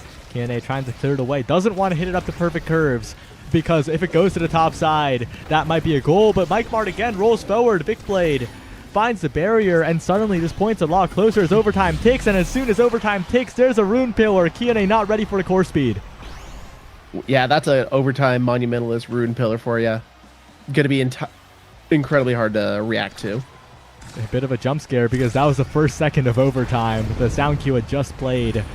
Banish stalls out the entire game for a little bit as the core is caught with both the forwards. An amazing clear by Mike Mart gets it away, and Chikara Redemption, they've been really solid on the defense these past points. Yeah, really good decision making on Mike Mart, knowing when to stay back and be that really solid goalie, but also having some really good forward plays, but able to save that flip dash from the Zentaro with the Dubu roll, and Curves getting the Banish and Pillar, trying to clear it out, but Clinker's just so much pressure in that top lane. Yeah, but Kione, that's the Expanse cooldown down. That important cooldown is unavailable as Grand Attack pushes forward. The strike is missed, but Kione wins the strike war, but it comes back again. Perfect curves to the top side. A Pillars are going to be available in just a second, but it's used for the immediate pressure. And I think Chikara Clinkers are out of the danger zone. They're the ones pushing forward now, but Grand Attack, no, gets possession of the core again, and the barriers are opened up. In that Expanse, Grant waiting for that Atlas secondary to time out, get out of the way so they can just win the strike war and send it to that top corner. Incredible patience, incredible shot. Chikara Redemption, a bit of a close game, but they're the ones who move on. And that last set, it kind of felt like they were firmly looking to be in control. Yeah, like I was saying, it took Kione a little while to finally lock in and kind of get a read for Redemption, but with the stuffing power of the Asher, the KO power of just Grant on really any character they pick, and Curves with the expertise on the rune pillars, the timing, and being able to cut off those clears, just became too much for Clinkers to get through this tonight. Well, we're gonna go to a quick break. The next match is already ready, but I think we need to at least stop for a little bit. So we'll be right back. Don't go anywhere. Consider web fishing, and see you in a bit.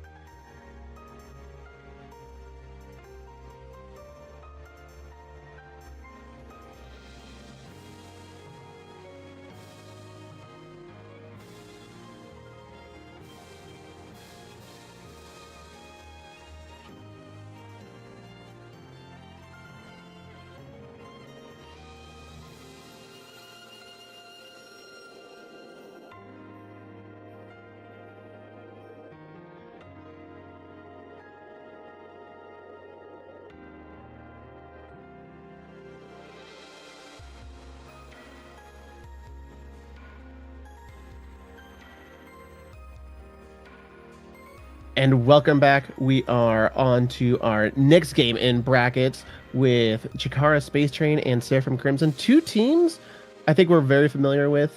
Space Train we just saw a little bit ago, and Crimson, very well known in OSAS. I guess, what are we expecting in this match? And it looks like we're going to AtLab.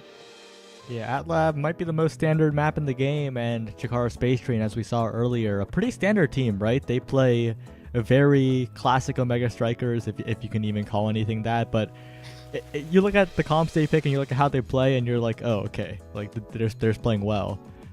Seraphim Crimson, on the other hand, they have a bit of a penchant for some more wackiness.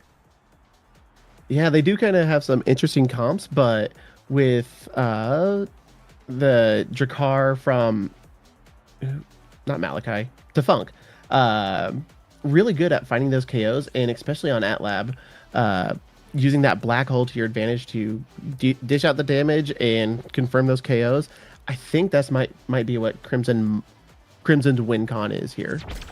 Big Luna Band coming out, making sure that Hugo cannot get that heavy damaging pick on AtLab of all maps.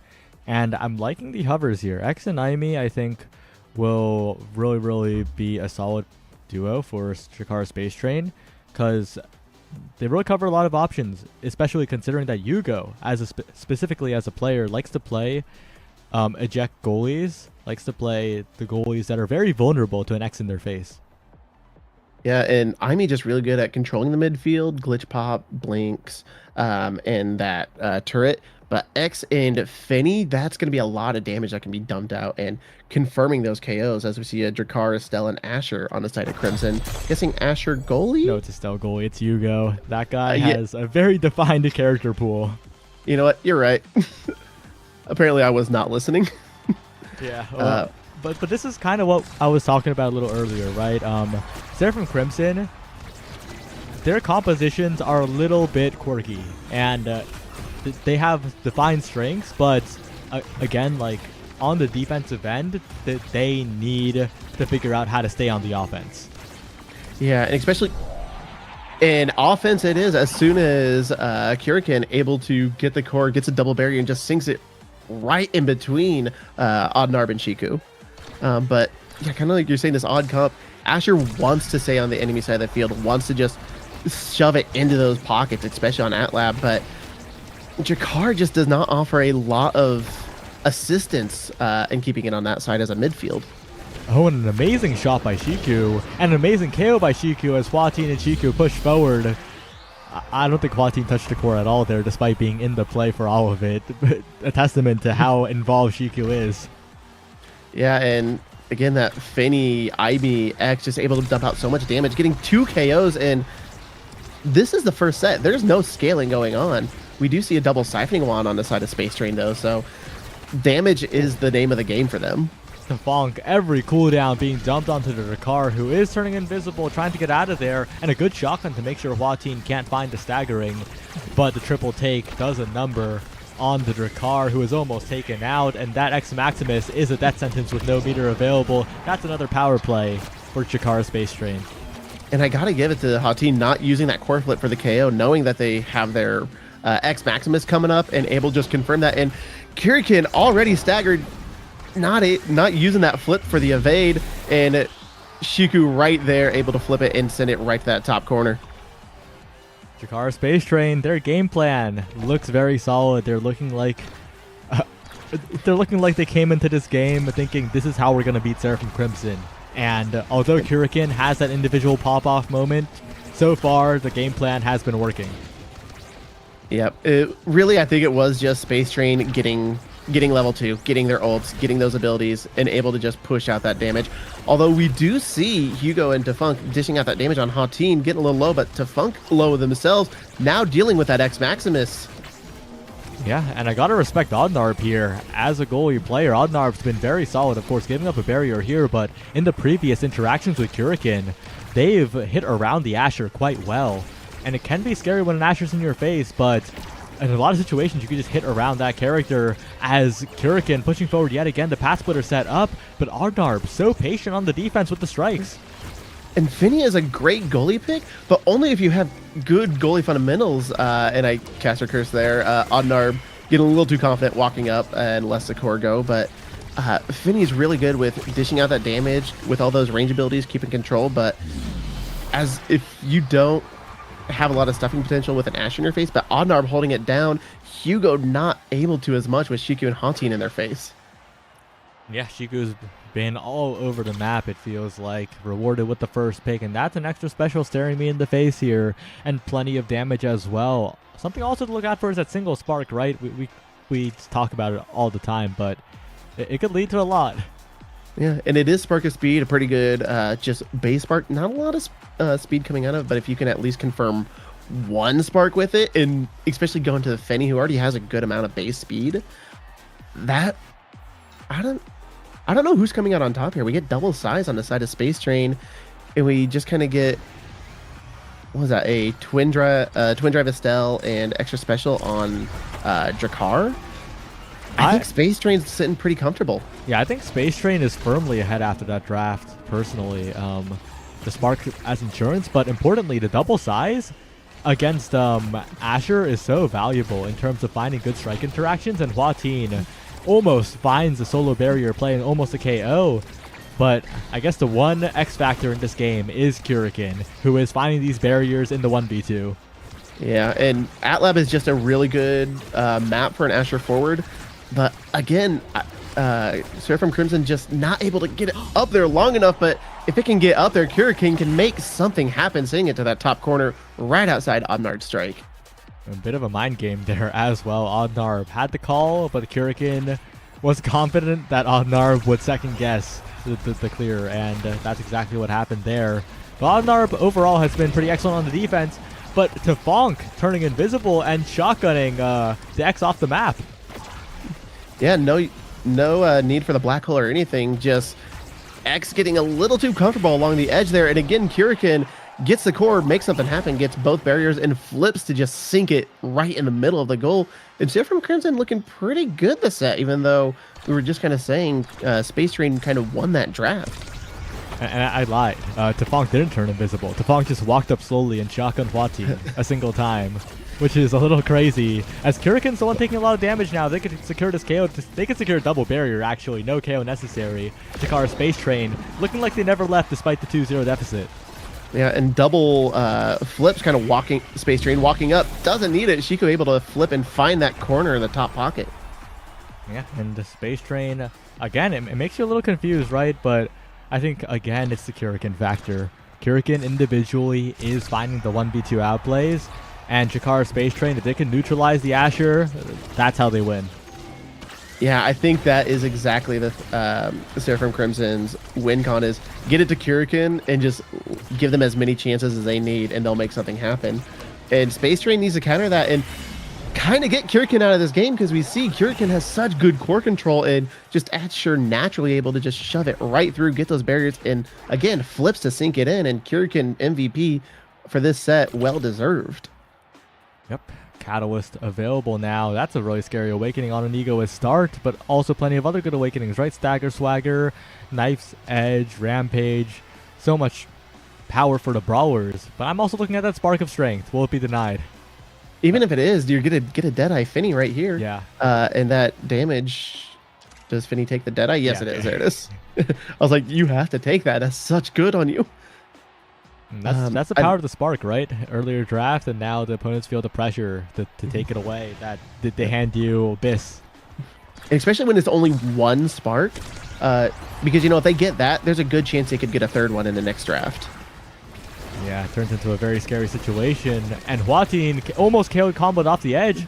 That's crazy. Hua-Tin didn't evade there. I'm so surprised. Defunk really trying to get Hua-Tin out. Kurikan decides, no, let's take the Aimi out, but still a lot of damage, but not staggered enough. Hua-Tin not able to connect with that Bell Ringer. And can Crimson take advantage of this striker advantage? And it does not think so. With the open goal, can Odnarb clear through? Shiku comes in to help. And now we're back at the bottom and kind of back into a neutral state in the game. neutral, but it's of course in Kurikan's hands. Is it really? Tefong trying to push in as well as Kurikan flip in front of the net. Deflected away this time. Good save by Odnar, but Hwatin takes so much damage in the process. Kurikan low as well, and Hwatin's regen all the way back to full. Big opportunity for Chikara Space Train if they can take this barrier, but Kurikan takes out Shiku yet again. They need to use these flips to full effectiveness to try and get back into the game, but it's going to be difficult. Yeah, and Tefunk looking a little low. And I think Kurikan has posed such a threat. Hwatin not able to get out of that black hole, takes so much damage, gets knocked away. And again, Core gets to Kurikan, and story's old time, Asher Primary just pushes it right through into the goal. What a back pass too. Completely baited the flip from Odnar. Kurikan is playing on another level right now. And what I'm actually seeing with Kurikan is, yeah, they're really good once they can get the core. They're kind of so much a threat. Hwatin, that last point, was playing a lot further back than they had in the previous set. But now we see Hwatin kind of looking for that KO on Tefunk. Going for 2 barriers here, will convert. And they're trying to find some follow-up for the goal. Shiku, Yugo, standing still, knows that they have the blink available with the aerial's range. Hwatin setting up for a strike war, and Yugo does not get the win. It's 1-1, it's a completely tied game, and it's such a weird game too, because it hasn't felt close inside of a point. It's felt one-sided in each point, but overall it's been back and forth. Yeah, like you're saying, the plays are very back and forth. The numbers may seem one-sided, or the plays themselves are very one-sided, but the numbers make it seem a lot closer than it is. But Hwatin with the X Maximus able to confirm that second barrier, but Shiku a little low, kind of having to like fall back, and when you fall back, Kurikan pushes forward and gets a barrier off of the side of Space Train. Tefunk in the danger zone. And Hwatin finds their way in, finds another strike war. And this X-Pick is proving to be very effective against the Estelle goalie, because once the X is in Estelle's face, it's up to a simple strike war. And if Hwatin strikes better, well, that's the goal. Yeah, and plus if you're dealing with an X Maximus, is going to be a harder time to do that. But Kurikan, I'm not sure who got that, Kurikan or Tefunk, gets the KO on the Aimi. With the KO found, dangerous spot for Odnar and Hwatin. They're trying to eliminate Kurikan before this flip can be used, but it goes to the bottom corner. The save not there from Shiku, who had just respawned, and Kurikan, despite being staggered, despite almost being dead, evens it up yet again. We're headed to a 0.5. Kurikan just so on point with those flips. It seems like every goal from Kurikan has been just almost a picture perfect use of that flip to score. But as we see, it looks like they are trying to dump damage on Tefunk, getting a little low, falling back, and Shiku able to blink in and confirm that KO with the cyber swipe. Oh, the Sad Boys angle into the double barrier, a blessing for that core acceleration here as Shiku continues shoveling into the bottom side. A good strike war by Yugo takes it away, and that's one barrier at the very least. Tefunk is back, and the flip used, trying to find the mind game here as it goes to the top side yet again. But Odnar defensive positioning is looking quite good here, stopping the offense in its tracks. Yeah, even though they lost a barrier, Odnar walking up. Kind of a safe spot when you have both barriers. Try to get that push. It's just unfortunate that Space Train wasn't able to get the enough forward pressure to confirm that goal. But we do see Hwatin dashing in with a flip. But again, Aimi getting KO'd, but Tefunk is also low. And Odnar not able to make it back in time, and now a open goal on both sides. Hwatin with the flip. Hugo with an amazing blink save to catch that. Oh, and Tefunk could be a threat here. Weird big finish, and Tefunk manages to keep control. Kurikan, oh, goes for a crazy redirect play, but it doesn't pan out, and that could come back to bite them here if Shiku and Hwatin could find a dash in. Kurikan, one more chance here on the top side as Tefunk is closing in as well, but a good clear around the Asher as Shiku sets up that Firewall Sentry, a threat. So much damage onto Kurikan. One more hit could do it, but Kurikan stays alive. The Pat Splitter as well. Hwatin finds the KO, and now Seraphim Crimson are on their last legs. Can they find a lucky shot? Hugo really good with these blinks, except tries to blink to get the save. Good call, except Shiku is ready with the cyber swipe to get the KO and sink the core in. And that's a set point to Space Train. Oh, and that was so close. Kurikan had a flip in front of the net, couldn't quite convert, and now they're in a world of hurt here as this draft is looking so good for Chikara Space Train, especially because Yugo is an early pick, right? That means that the midfielder, Tefunk, is so far back and so low in the list. But one blessing is you might notice there's no sparks. So nothing really to deny from Audnar, although that also means Tefunk does not pick up anything to scale with that Spark of Power. And a team player on the Aimi is interesting, not letting that fall to their goalie. Yeah, that core speed could come into play, especially with the 1-2 punch on Hua-Ting as well. If Hua-Ting passes to Shiku and Shiku passes back, Hua-Ting's resulting strike will be at like 3 million speed. It will be a little ridiculous. So now they have a core control win condition as well. Yeah, just basically core speed, and especially if it hits overtime, Hugo's going to have a hard time reacting, and Tefunk is going to have a hard time staying alive. That damage output just scaling so hard, and Kirikin not looking much better. Oh, the X, Fini, and Aimi is really coming online here as they can just chain these power plays, it feels like. But Tefunk, a big KO combo, but Shiku's in position. Audnarb's in position. Yugo has a strike, and it's a dangerous clear, but they manage to get it out of there. If Shiku can stay alive and do something, no, it's just deflected away. Yugo has the blink in time, and Seraphim Crimson get out of the jam. That twin drive on Hugo's Estelle really coming in clutch to get a lot of these final saves. And Kirikin showing not only can they score, they can find those KOs. Much like what we were seeing Grant in the last match, Kirikin just KOing Aimi right off the side of the map. Audnarb has a hard defense on their hands. Unfortunate primary does mean that the barrier goes down to Funk with a flip available, and Kirikin sets up a slow primary in for the goal. Seraphim Crimson, they're looking like a different team. They are. One thing I have just noticed, that is an eject button on Estelle. I have not seen them making too many like aggressive plays. They're mostly using that just to position on their own side of the field. And I'm wondering if that's kind of what Crimson needs, is just a bit more forward pressure. Oh, and the forward pressure in this game is in their goal box as Hua-Ting finds a KO, finds a Bellringer flip to take out Yugo and Tefunk. 2 KOs on the board. A passing play is all it takes. Can Kirikin be the hero? Stalls long enough for Tefunk to come back, but Shiku's still here. A dribble up to the top side. Shiku through the uprights, and Chikara Space Train equalize. Yeah, just Tefunk and Hugo just leaving a little bit too much of a gap between them, and Shiku able to find that and punish them for it. Shiku's been very measured, very calm, while Hua-Ting's been explosive. This team's feeling really well balanced, as good evade by Tefunk to stay alive there, but the big finish is enough to find the kill anyway. Big finish into a big X. Not much you can do there. Tefunk kind of wasting that evade just to not get KO just a few seconds earlier. But the Kirikin Asher ult able to push it back, and Audnar not able to get back in time as it fell behind Shiku.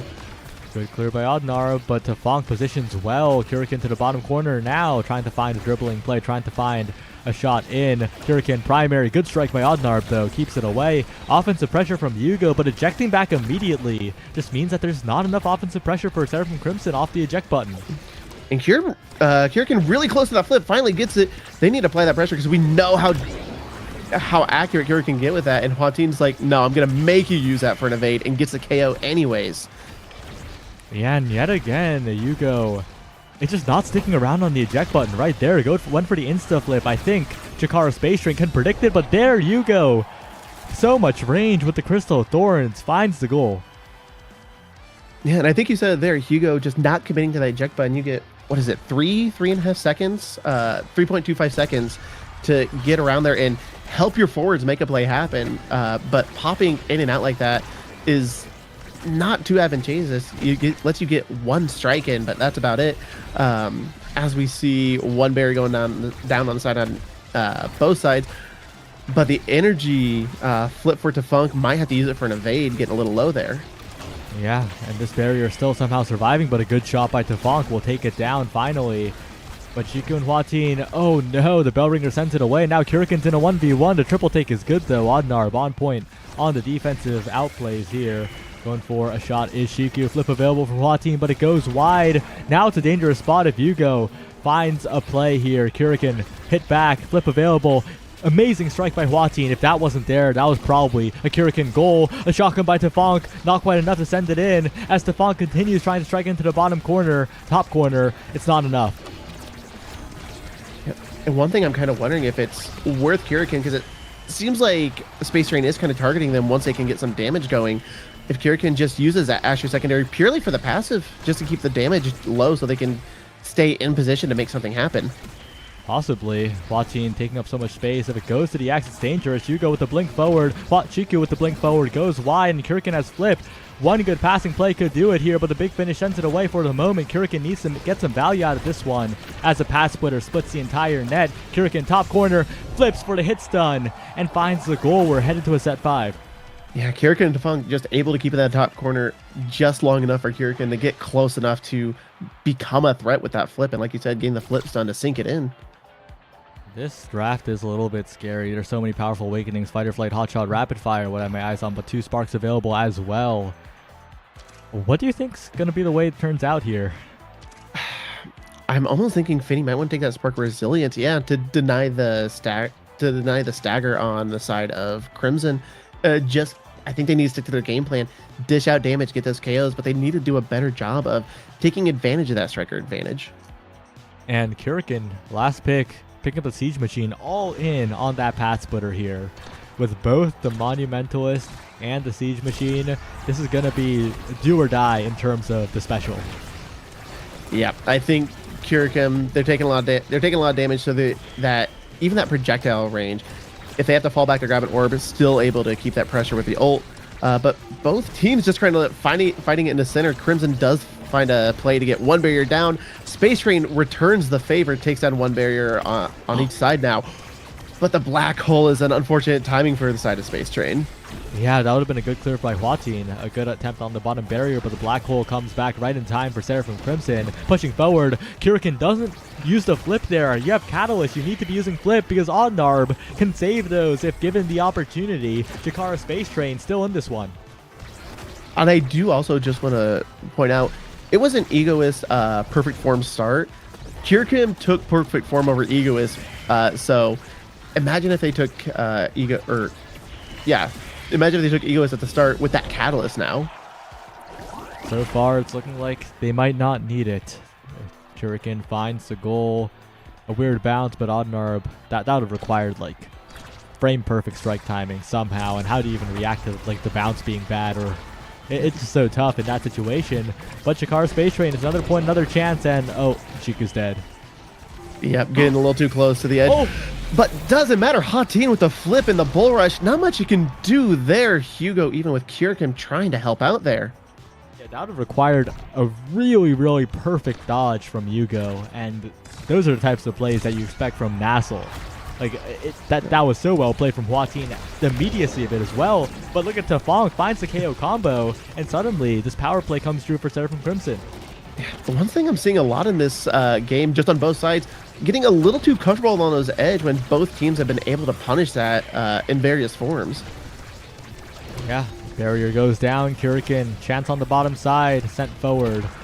But Chiku's taking so much damage. Black hole pop did not do them any favors. As Oddnar picks up an orb, dangerous spot. Tafong trying to push in. Hugo on the top side as well, but blinks back, doesn't commit fully to the play. Primary going through, but it's not quite enough. Yeah, and Tafunk getting a little low. A lot of damage getting pumped out to Tafunk, but I think Space Train wants to target Kurikan. They're the ones making the play happen. Yeah, Oddnar with the core speed, maintaining it forward. Kurikan taking so much damage here. If they didn't get a kill on the Asher, that could be this game. That could be at least this point and the lead. So far, though, Kurikan staying alive somehow, dancing near the center, daring Oddnar to try and find a KO opportunity. But while that's happening, Tafonk's the one who's being brought low. Great patience on Hugo, just sitting in that back corner, knowing where the forwards want to send it and not letting them. And again, the core gets to Kieran. Oddnar not able to get down fast enough, and Kurikan just sends it right in. What a sequence by Hugo. Not just on the defense, like you mentioned, but on the offense as well. A patient pass down to Kurikan instead of going for a strike primary, for example. Incredibly well done there. And with 2 barriers down, it's Seraphim Crimson's chance to win it. Yeah, and we see that Imi turret trying to keep it over there long enough. Able to get 1 barrier, but not the double. Huatin using the flip. Just kind of waiting out. You have the entire Crimson in front of you. Oh. Huatin does not care. X will just punch through everyone to get that final barrier. It's a Funk looking low. Kurikan looking low. Can they finish this off? Get a striker advantage. It's going to take a miracle here, but Kurikan heals all the way up. No miracles required. Flip available now. You got to be careful of this Asher. 1 pass is all it takes here. The Funk All you need is to give it to the Asher, and Seraphim Crimson might be qualifying, but it's still a tough job as Hwatine and Chico are looking massive in the midfield. Yeah, but again, Kirikin Tafung taking a lot of damage, had to stick out of play. And Hwatine with the X Maximus punching Kirikin right off. And Hugo blinking out, not able to get back in time. And Hwatine is there, able to punish it and slowly drifting in, strike it just to confirm. Tefunk went for some solo scoring plays, but a pass to Kirikin might have secured them the game there. Seraphim Crimson. Oh, I think that was their best opportunity. We'll see if they can make another one here. Yeah, but a little bit of early advantage on the side of Chikara Space Train, but Hugo able to blink up there, get that first barrier down, and Kirikin in place right in front, but Ondarb using the flip just to get it out, not wanting Asher to stuff it through, but Crimson sends it right back, and you got the entire side of Space Train trying to get it past this Asher. Good strike layering though. Make sure that they manage to get the save, and Hwatine, a delayed combo. Kirikin greeting the evades here. Tefunk also not long for this world. All it takes is one more hit and the flip goes wide and own barriers. Space Train, they're on a roll right now. The Space Train is coming in. Tefunk still staggered. Can they get another striker advantage? Shuko says, no, we're just going to get that barrier. We're going to open this up, and we are just going to send it back over and try to get this confirmed. Hwatine tried to use the end of X Maximus strike reset there. Not quite effective as Kirikin gets body blocked by Hwatine. Cyber swipe in, Hwatine to the top side. Good blink by Hugo to keep it alive for the moment. And Tefunk interrupts as well, but Ondarb is striking so well, clearing it around Kirikin, not letting the Asher get any sort of presence. The barrier finally goes down though. Anyone's game now. This is full open. This is set 5.5. Both barriers open. This is the final death. Someone has to make a play happen. Kirikin Nova making the plays happen. Hwatine counters, and now it's a 2v2. Dangerous spot. Ondarb has flip available here. Tefunk walking up, but Hwatine is such a big presence, almost as flip as well. So much meter on both sides. It could be any moment now that it goes in. That's the scary Crystal Thorns. Hwatine topside trying to find some possession. Any hit, any energy generation is huge here. And Tefunk invisible through two, out of the range of the flip, perfectly placed. And Seraphim Crimson make it happen. That was an incredible back and forth. We were saying earlier on, it seemed like it was very dominant from point to point, but the entire match as a whole was just a back and forth. That last set was, I think, just a back and forth every point. A lot of scaling happened. Kirikin going all in with that Astral, and then just winning the strike wars, using the Asher to stuff it through, make plays happen. But X notoriously known for scaling, and Space Train able to dish out damage, but Seraphim Crimson able to find those last couple of points. Yeah, and in a game that was completely defined by Kirikin, Hugo and Tefunk in the later sets and the later points really stepped up, right? They got the clutch plays, and of course that invisible strike in overtime was what sealed it. Yeah, and we're saying how solid Kirikin was playing on the forward position. Once Hugo got those twin drives, they were just so on point with those blinks, getting those to save, getting those to clear, and just using that mobility. Yeah, we were kind of harping not like pushing forward as much with that eject button, but using those blinks very effectively in their own goal box. Well, on that note, there's only one match left. Last chance for Space Train and Chikara Clinkers. Which Chikara team will be the one making it? Find out after this break while you watch Tiger Slasher fall into the water.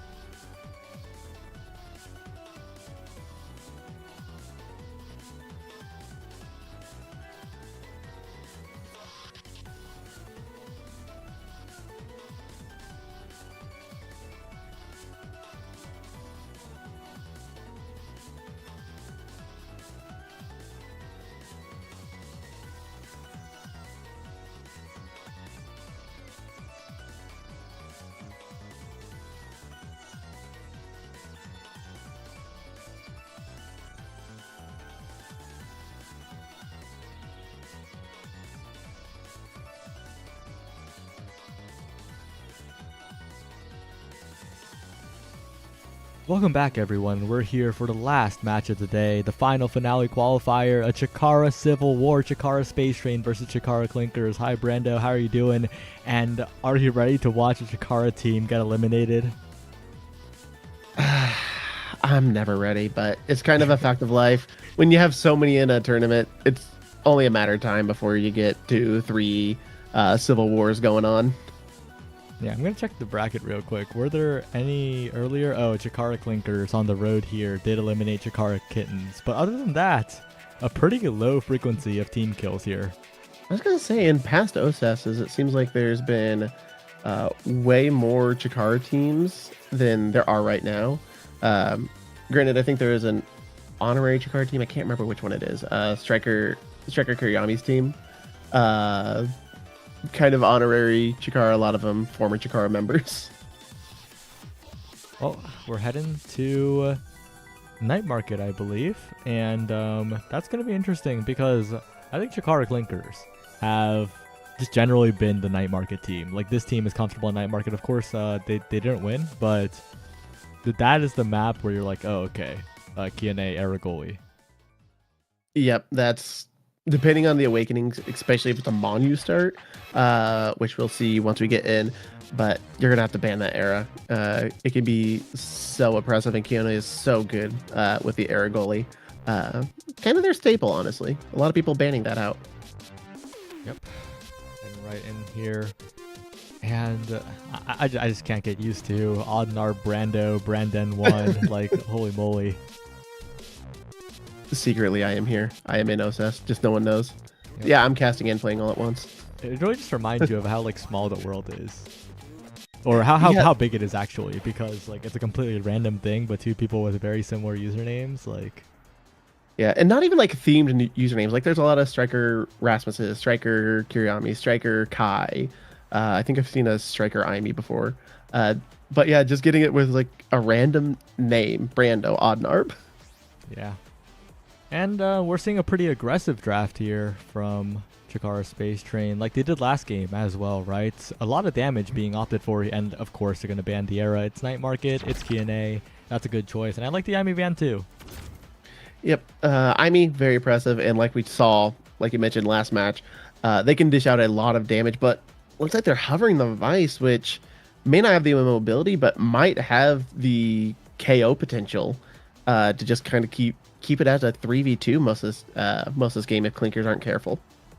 Yeah, and borrowing a little bit of the power of the Asher themselves as the opponents take the X. And now goalie being opted for, potentially interesting pick here. I think we saw them on it earlier, and it did not disappoint, but we saw someone on it earlier. I'm not sure if it was this team, but it's going to be... Oh, it wasn't this team. It was a completely different team, and unfortunately they lost. But it's going to be interesting to watch.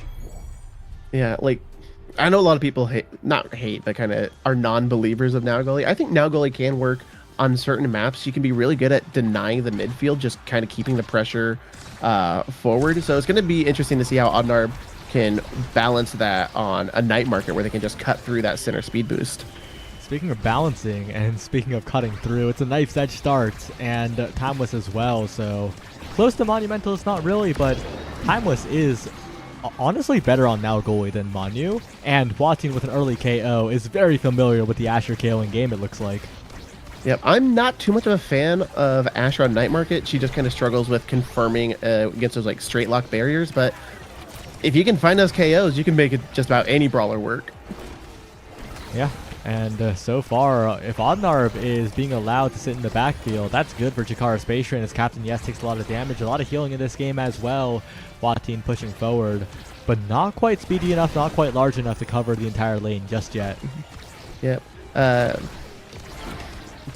I'm wondering if Clinkers were kind of watching Space Train's last game and just how much damage they were pushing out, which might have prompted Kione to take the Atlas pick just for that extra healing.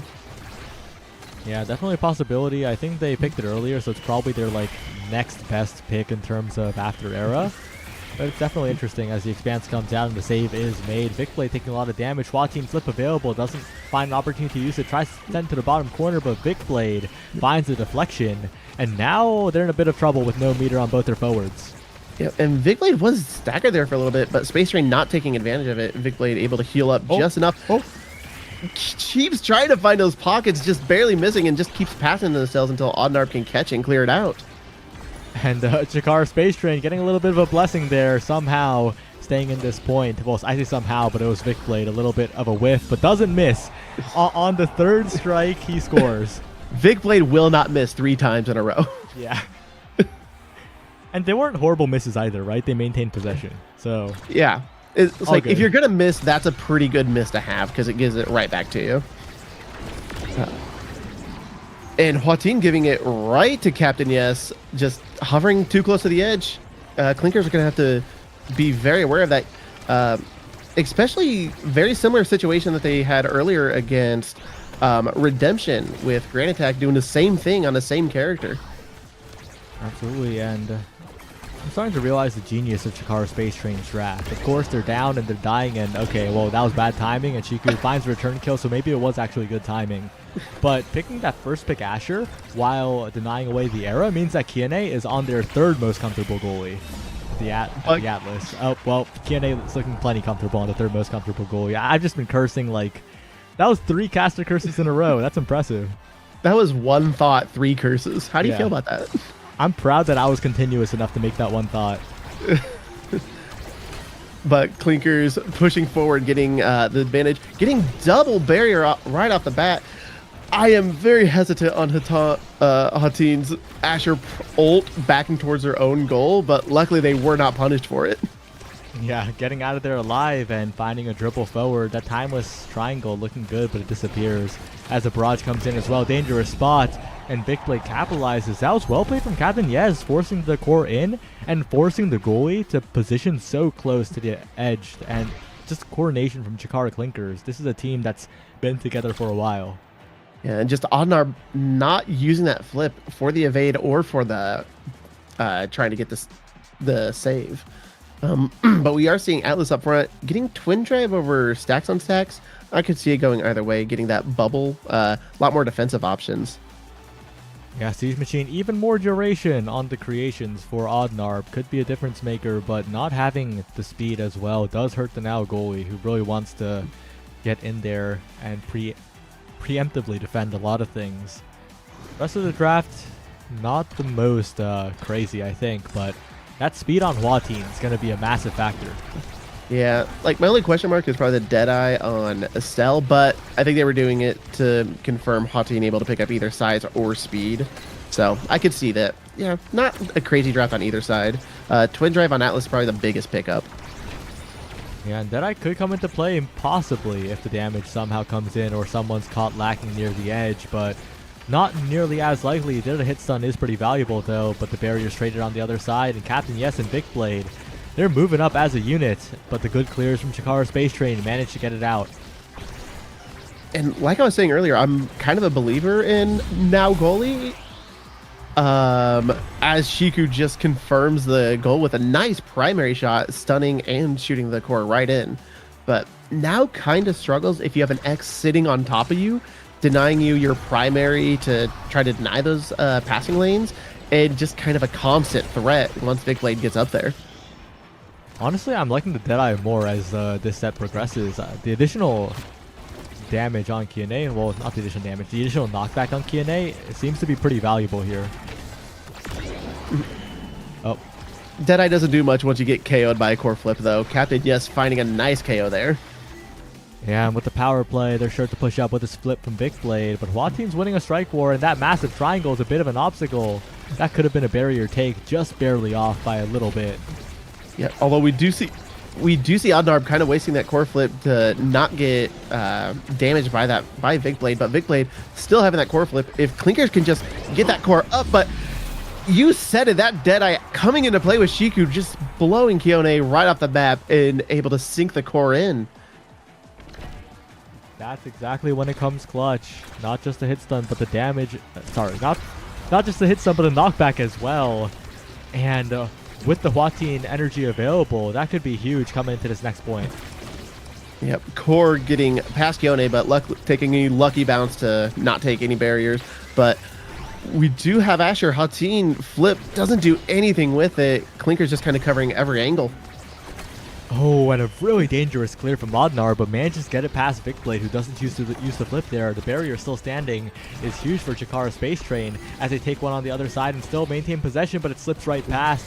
But a good secondary from Oddnarb sends it forward yet again. I think Vicblade is going to have to use this flip to get something, even a barrier, because you can't let Space Train feel so safe that they have a barrier up that Oddnarb just pushes forward, and Shiku, Hati, and Oddnarb all in Clinker's side of the field, just 3v1, and Hatin will just strike it straight through. No good clears on the side of Clinkers. Team play coming through, the aggression coming through, and you highlighted it. The barrier staying up gives Oddnarb so much forward presence, and now with this draft, the Estelle is going to be so much more of a menace as well. Especially with that missile prop pickup, Deadeye, now that Deadeye gonna proc way more often off the ult, even off the blink, and then missile prop just good as well. But Kai does get Catalyst Egoist pickup though.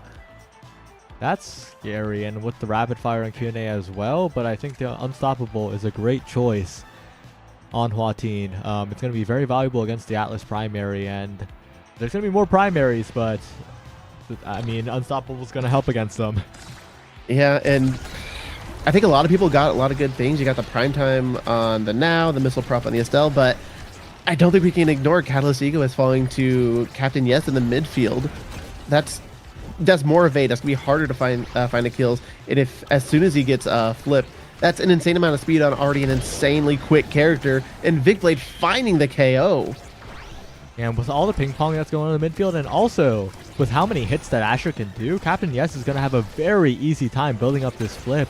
But an amazing save by Oddnarb keeps both barriers up, but the power play continues. What a Giga Blast.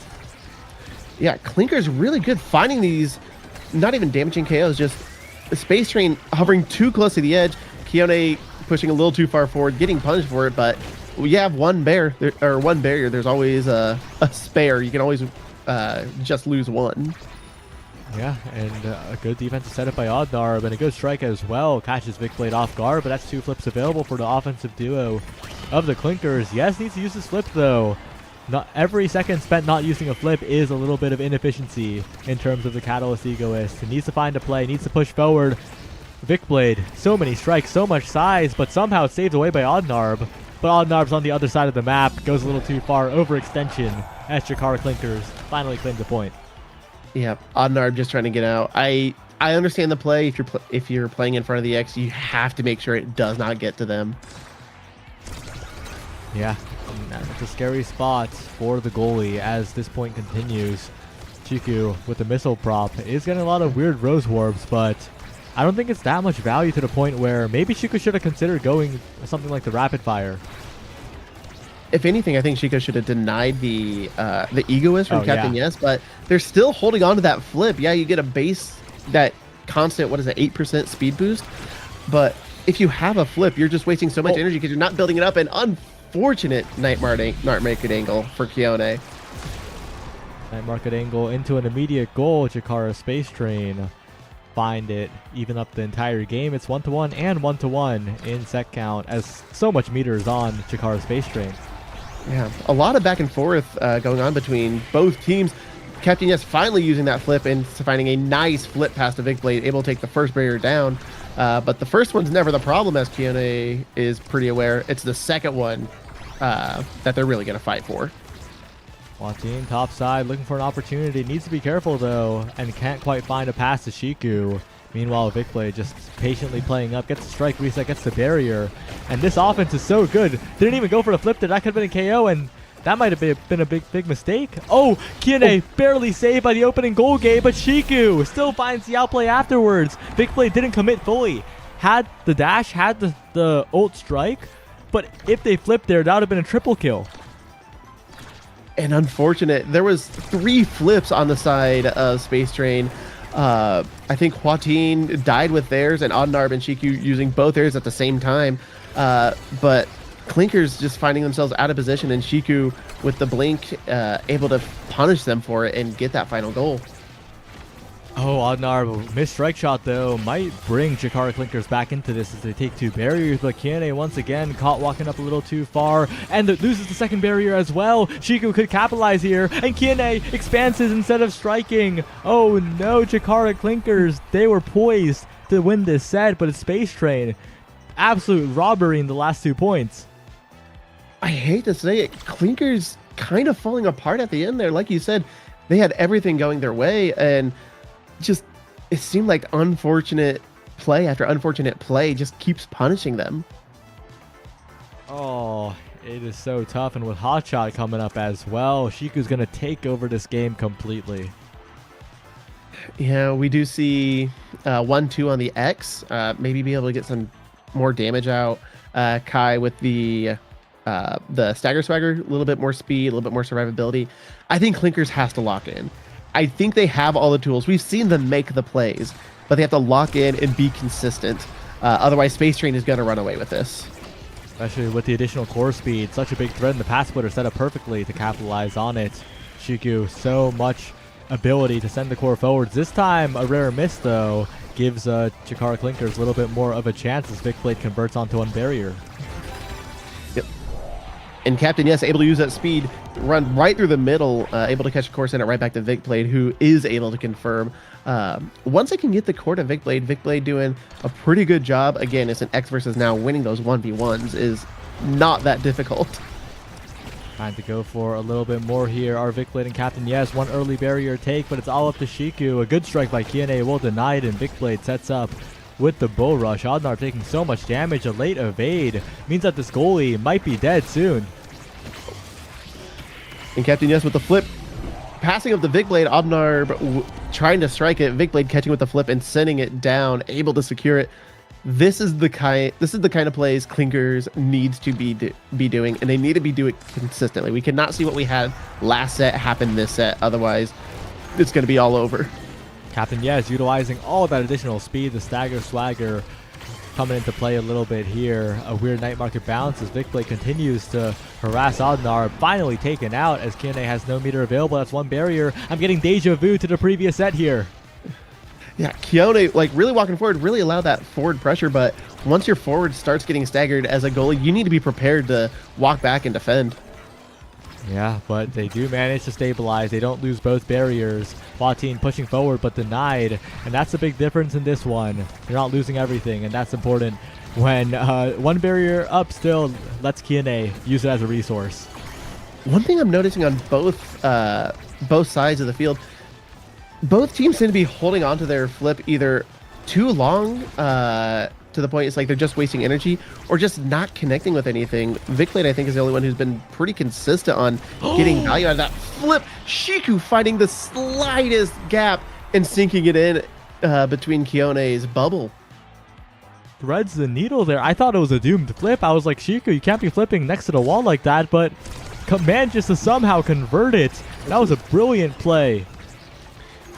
Yeah. Although Vicblade able to stand up top and get that first barrier down, but again, first barrier is not the problem. It's that second one, and not able to connect with that X Maximus size.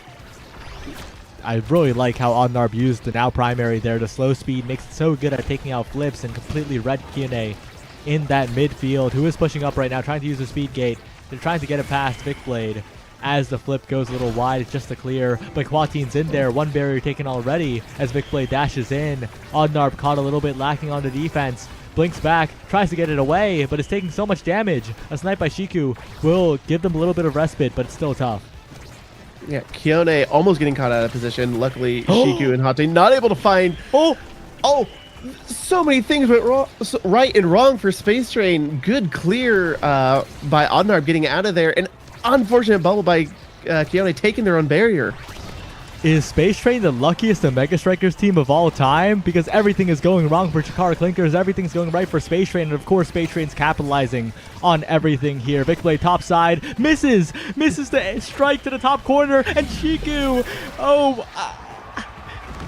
I can't believe it. I have no idea what's going on. Did Space Train make an offering to the patron saint of Night Market? Because they are making, yes, a lot of good plays, but also just feels like they're getting lucky, which really shouldn't be a win con, but they're making it work. I think it's kind of luck, but it's also Clinkers making a lot of small mistakes that are coming back to bite them. Yeah, like Clinkers are playing very well 90% of the time, but that 10%, when that comes up, Space Train is always in position to just punish them for it and take everything that they can. There's really efficient. That's what Space Train is, an efficient mode of transport here. And Chikara Clinkers are stuck in the current era, it feels like. Yeah. Although they do find the KO in the Asher. Vikblade with the Bull Rush, very good to confirm. Vikblade actually really well using those abilities to confirm. Okay. And confirm a kill, and there's the lock-in. But do you know what I thought when Ardnar managed to save that flip? That was the mistake. I thought that it was yet again Space Train finding a way back from impossible odds.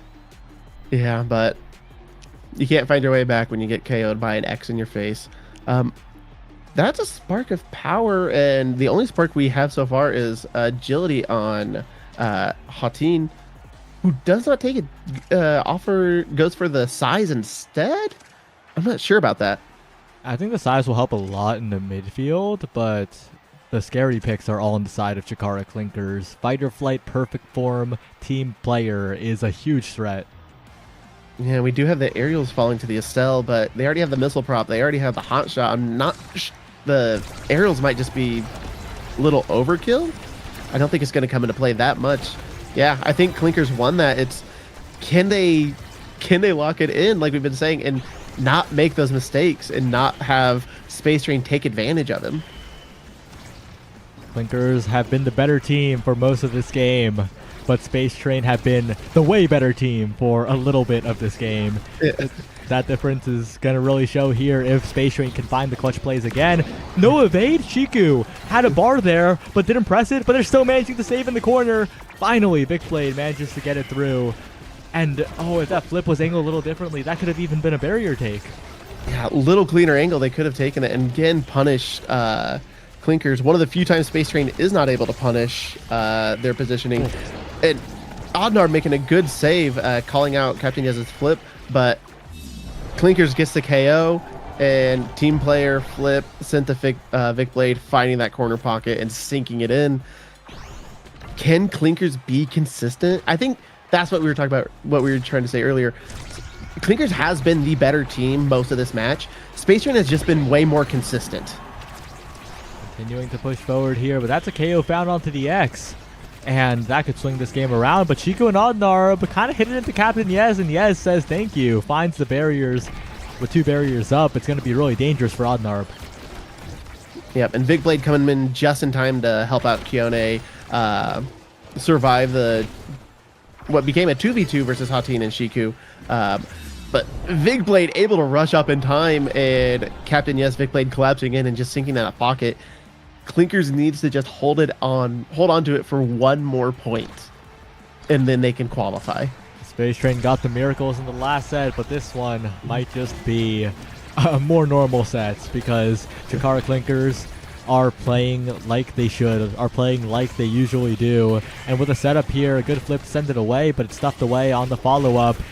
Captain Yes waits, but is still blocked, but no one's there to cover the follow-up. And with the goal open, with the strike from Vikblade, Chikara Clinkers will put an end to this long game. Yeah, I think Space Train's luck kind of ran out. Like we were saying, Space Train playing way more consistent. Not playing bad at all. That was that went to set 5. But a lot of Space Train's big plays were really Clinkers just getting caught out of position, caught off guard. Yeah, it's rough for Space Train given how far they managed to go in this weekly. Congratulations, Chikara Clinkers. But next week, I think Space Train, if they enter, they are absolutely the favorites after a performance like this. Solid performance in, I think, 2 matches on stream. So far from what we've seen today, very solid. Take that week, really lock down on their core control, make sure that they, once they get possession, they don't lose it. And being, again, both teams, and what I've been seeing a lot out of a couple teams this season is don't be afraid to use your core flip. The longer you hold it, the more energy you're wasting because you can't build up another core flip while you hold it. And it just kind of makes you a target.